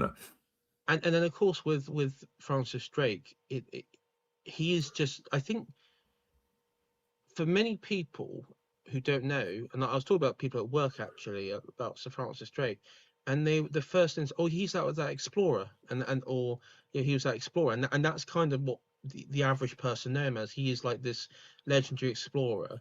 And then it was like, where's he buried? And it's like, well, we don't know. He was buried off the coast of Panama somewhere, buried at sea, like many good sailors, many good sailors. But he was a great Elizabethan swashbuckler. He could do everything. He could captain his ship. He could fight the Spanish and beat them. He could explore. He was just one of the great men of history, for sure. Yeah, he was, and as I you know, and the legacy that he had for this country, for England, I should say, but for later Britain, Well, inspired countless others. when Captain Cook was a little boy and Nelson was a little boy, they would definitely have heard of Drake in their education, and he was an inspiration. Cook in his diary quoted Drake, because of course Cook had to travel through Drake's Passage. He talks about Drake. Yes. He talks about Drake, and I think Nelson even talks about Cook. Cook being this when Nelson was I guess like a midshipman in one of his in his earliest career going into the North Atlantic, he referenced Cook when he charted the coast of I guess Labrador, Newfoundland, eastern Canada. For sure. And this is one of the things we've lost, though, AI, with the near destruction of the Royal Navy by the British government and the earlier destruction of the British Merchant Marine, which for many, many years was easily the biggest in the world. I mean, even in World War II, Britain had more merchant ships than most other countries put together. And now we have very few, relatively speaking. And as I say, the Royal Navy has been almost destroyed by successive British governments, Labour and Conservative, so-called Conservative. And these days, where are these heroes for our little boys to look up to? They're not there anymore. It's just, I mean, I hate to say it, in places like Plymouth today, and probably even Tavistock, you'll have a generation. I mean, not to discount the foreign generation, because they have no connection to this people or this land, so they won't care. No. They don't give a damn either way. But the British population, I mean, they're indoctrinated to view them as like, in their mind, they're taught as like they're just fascists, they're just Nazis, social Nazis and fascists. I'm not even joking. That is just how it's ingrained, or how the mind ingrains it. And so I tell you what, AI, when I was at school, we were still taught about Sir Francis Drake, and we were still taught he was a hero. And like I was at school in the 1970s. Because he was a hero, by any metric. He was. If you're going to describe a hero, that's Sir Francis Drake. But when I was at school, they were still teaching us about Sir Francis Drake, as well as people like Captain Cook and Nelson. Just ordinary little schoolboys in a London school. And these days, they don't teach anything about this stuff. Well, this is the most fucked up legacy of the Second World War, and the narratives that come out of it, because of course the big narrative is we talk about this as anti-colonialism, decolonization, anti-colonialism. In what is taught is that in every era before the modern era, you have various colonial powers which were evil.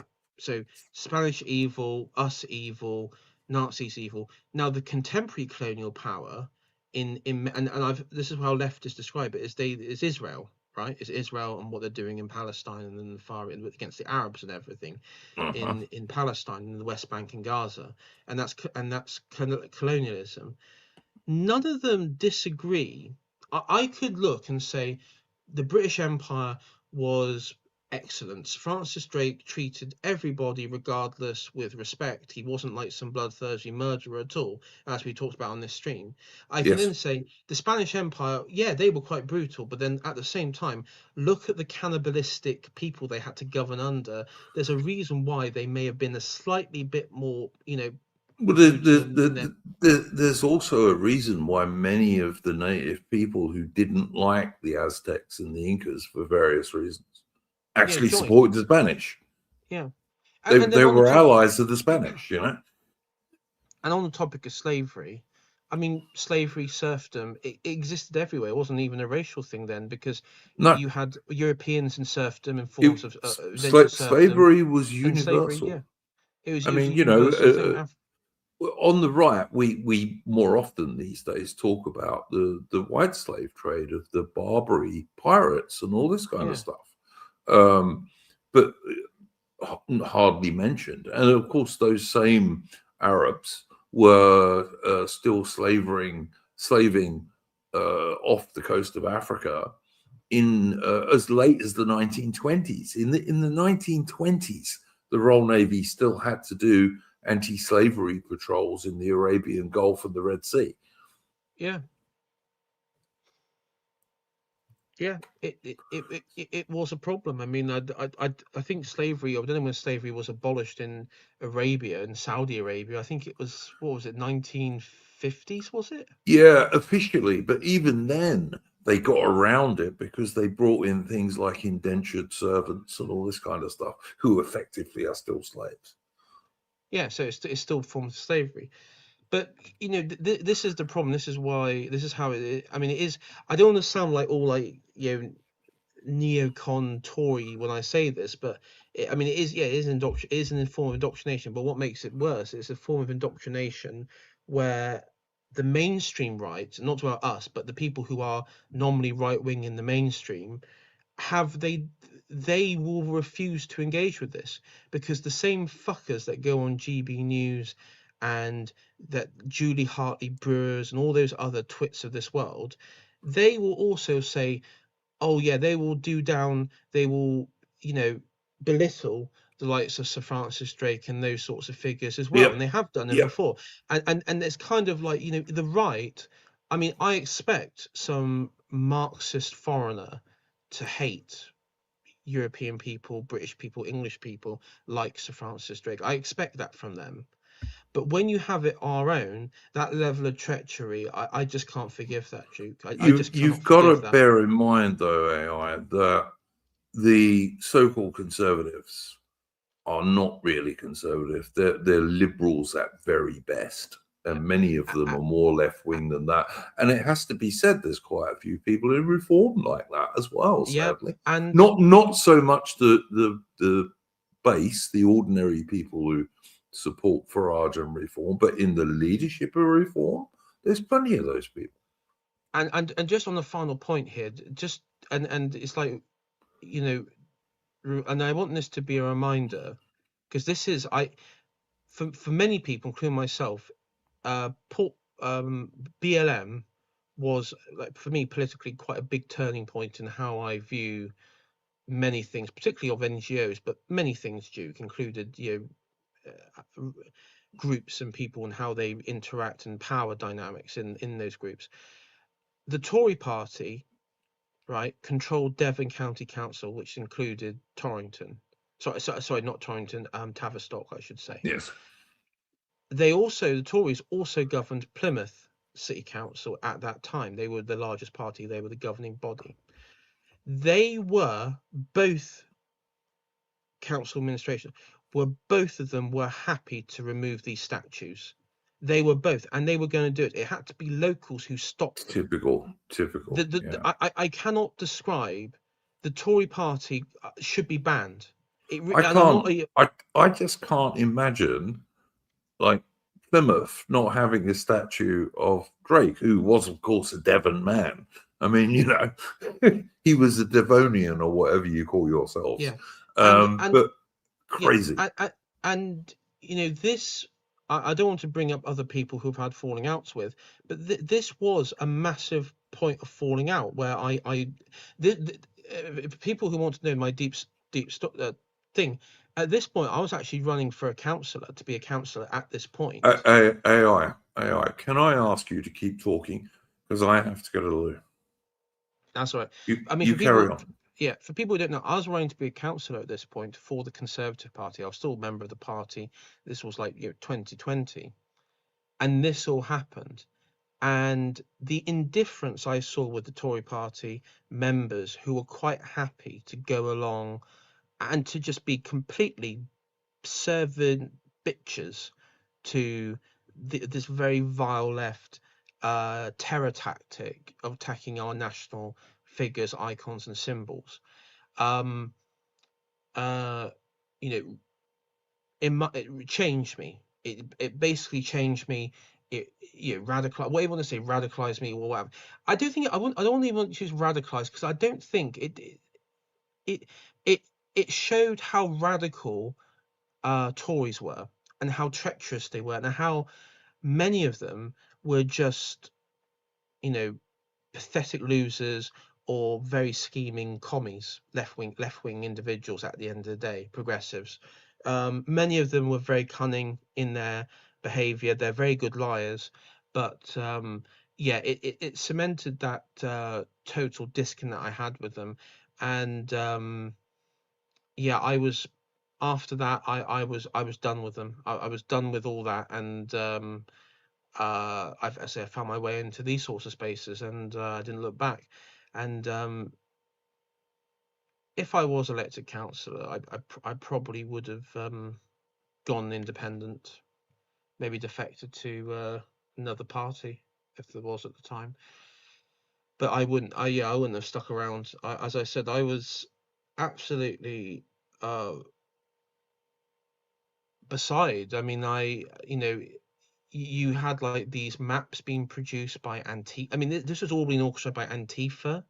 You had some of the most powerful NGO networks in the world, based out of the United States, based out of Europe, and their vassal allies, and in this country, organizing like days of rage to go around and literally tear down statues like the one at Colston and Bristol.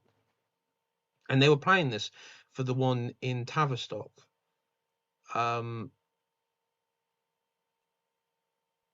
Yeah, And just arseholes. It's the only way you can describe these I will be people. honest.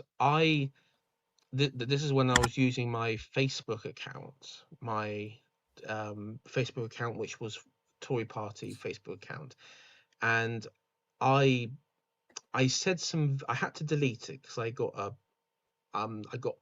a phone call from the police, but I basically said I was going to go down there, and anyone who touched the statue would lose an arm, effectively. On that note, Yeah, well, the police in Britain like harassing people. yeah, Facebook posts, and they can't catch people who gang rape little schoolgirls, but they will come and harass you if you make a Facebook post. yeah, and so I as I was saying, Duke, I said this particular subject for me, Sir Francis Drake, is quite important because it was for me the mental break. His statue, them wanting to remove it, was the mental break from the Tory party because I just saw how treacherous they were. I saw, and the fact that nobody cared. Do you know what made it worse? That nobody cared. If they were frightened of Antifa coming around to their properties and harassing them, attacking their children and family, I could understand that. I mean, that's sort of maybe like cowardice thing. I could understand it, but the fact that they just did it with no reason, just like, oh, for an easy life, oh yeah, these crazy collegey Antifa types, oh yeah, just let them take the statue down. That for Yeah. me was it's so unforgivable. If they were being Yes. threatened with death and their family being threatened with death, I could forgive that. I can understand that. I could. I If wouldn't they like it. if they take down statues of the Francis Drake, I can tell you now, it won't be long before Nelson's column goes. Well, that's the ultimate one they've been aiming for ages, hasn't it? Nelson's column. Yeah. I mean, of course, the IRA blew up a Nelson's column in Dublin in the 60s, I think. Wouldn't surprise me. Wouldn't Yeah, so surprise me at all. there is kind of like this leftist, and there is this glorification of leftist violence, and I mean, history has shown that when the left engage in total political violence on all sides, it never ends well for them. It's just a No. fact. No. It's just a fact, isn't it? Yeah, no, look, I don't disagree with you at all about any of that. I just think that we should continue to hold up Sir Francis Drake as an example of a really splendid Englishman who achieved great things. So yeah, I mean, I think he should be a hero to British children. They should look at Sir Francis Drake and think, yeah, I come from a really fine race of people who can achieve things which other people can't. And hopefully, I mean, our streams aren't boosted. They're not boosted in the algorithm. They're not, you know, Well, not history is not that popular, sadly, AI. Um, and no. also because we started off as more of a current affairs and political channel, we we're not known for that particularly. I mean, I hope it will build up. Splendid Isolation itself, that stream we do at the weekends, we've done like 280 odd of them. We're only on 62 for our history streams, and one of those was on the same subject because I'm a twat. Anyway, I did the Battle of Flobane and Kambula in the Zulu War twice. But anyway, I'm getting old, so boomerism. But yeah, I mean, one of the reasons I started doing these history streams is because they don't teach this stuff to people at school anymore, and I hope we can, to a tiny degree, help counteract that. And I think we will. People will find us. If people find our streams on here and our history streams, and what we talk about, I hope, you know, it can change. I mean, my hope is what I'd be here is like the greatest thing is if someone says, "Oh, I was a total normie," or something like that, and then I found your history streams, and it really changed the way I sort of viewed history, the history of Britain and the English people, and all that. If we can do that, we can sort of like change people, or just be. I mean, look, we're not going to change every single person in this country in the No, Anglosphere. We don't. We're not. We're not in charge of any institution, or anything like that. We're if we nobody. can change one or two, that will be worth doing. Yeah, it'd be worth doing because the way that, and this is how the liberals operate in their sort of regime terror mode. They have to have no dissenting voices, and we're the dissenting voice, and we're always going to be here. You're going to have to kill us. Effectively, you're going to have to kill us. Fabian Wolf in the chat says, "Did the statue get put up?" It never got taken down in the end. It never got taken up because we myself and others, people organized on Facebook. I mean, the Colster statue was taken down and never got put back up. I think if that's what you're referring to, no. But with this statue, no, people actually did turn up. Locals turned up, Yeah. and in Plymouth, and it was stopped. Because Antifa at that point, the left, and I think the reason why maybe no progressive or left wing person in the establishment will ever admit this because they're too proud and they're too arrogant. But a lot of the Tommy Tards and a lot of the flag protest stuff and all that trace its origin back to what they pulled in 2020 with Sure. with the lockdowns. If that stuff never happened, a lot of people wouldn't have been politically radicalized. I'd still probably be a Tory party member. If I'm absolutely honest, I probably would still be. I mean, maybe I think I would have shifted a bit, but things would have been different. That I could say. Yeah, no, look, I can't disagree with anything you're saying there, AI. But hopefully these streams are our little bit of fight back against some of this stuff. AI, would you like to plug your channel, sir? Yeah, I got AI Shire, Tory, William Grenville, as it goes by, and on Friday I'll be on Mitch's channel. We'll be going to do a stream on the East German government, the DDR, the East German state. That'll be interesting. That'll be interesting. Yeah, that'll be an interesting one. So, and looking at its inception, history, governance, and also its downfall. Yeah, and Mitch's channel is Mitch History, I think, isn't it? Mitch History, yeah, it's at 9 o'clock on Friday, All right, UK we'll look time. out for that, guys. So that will be good.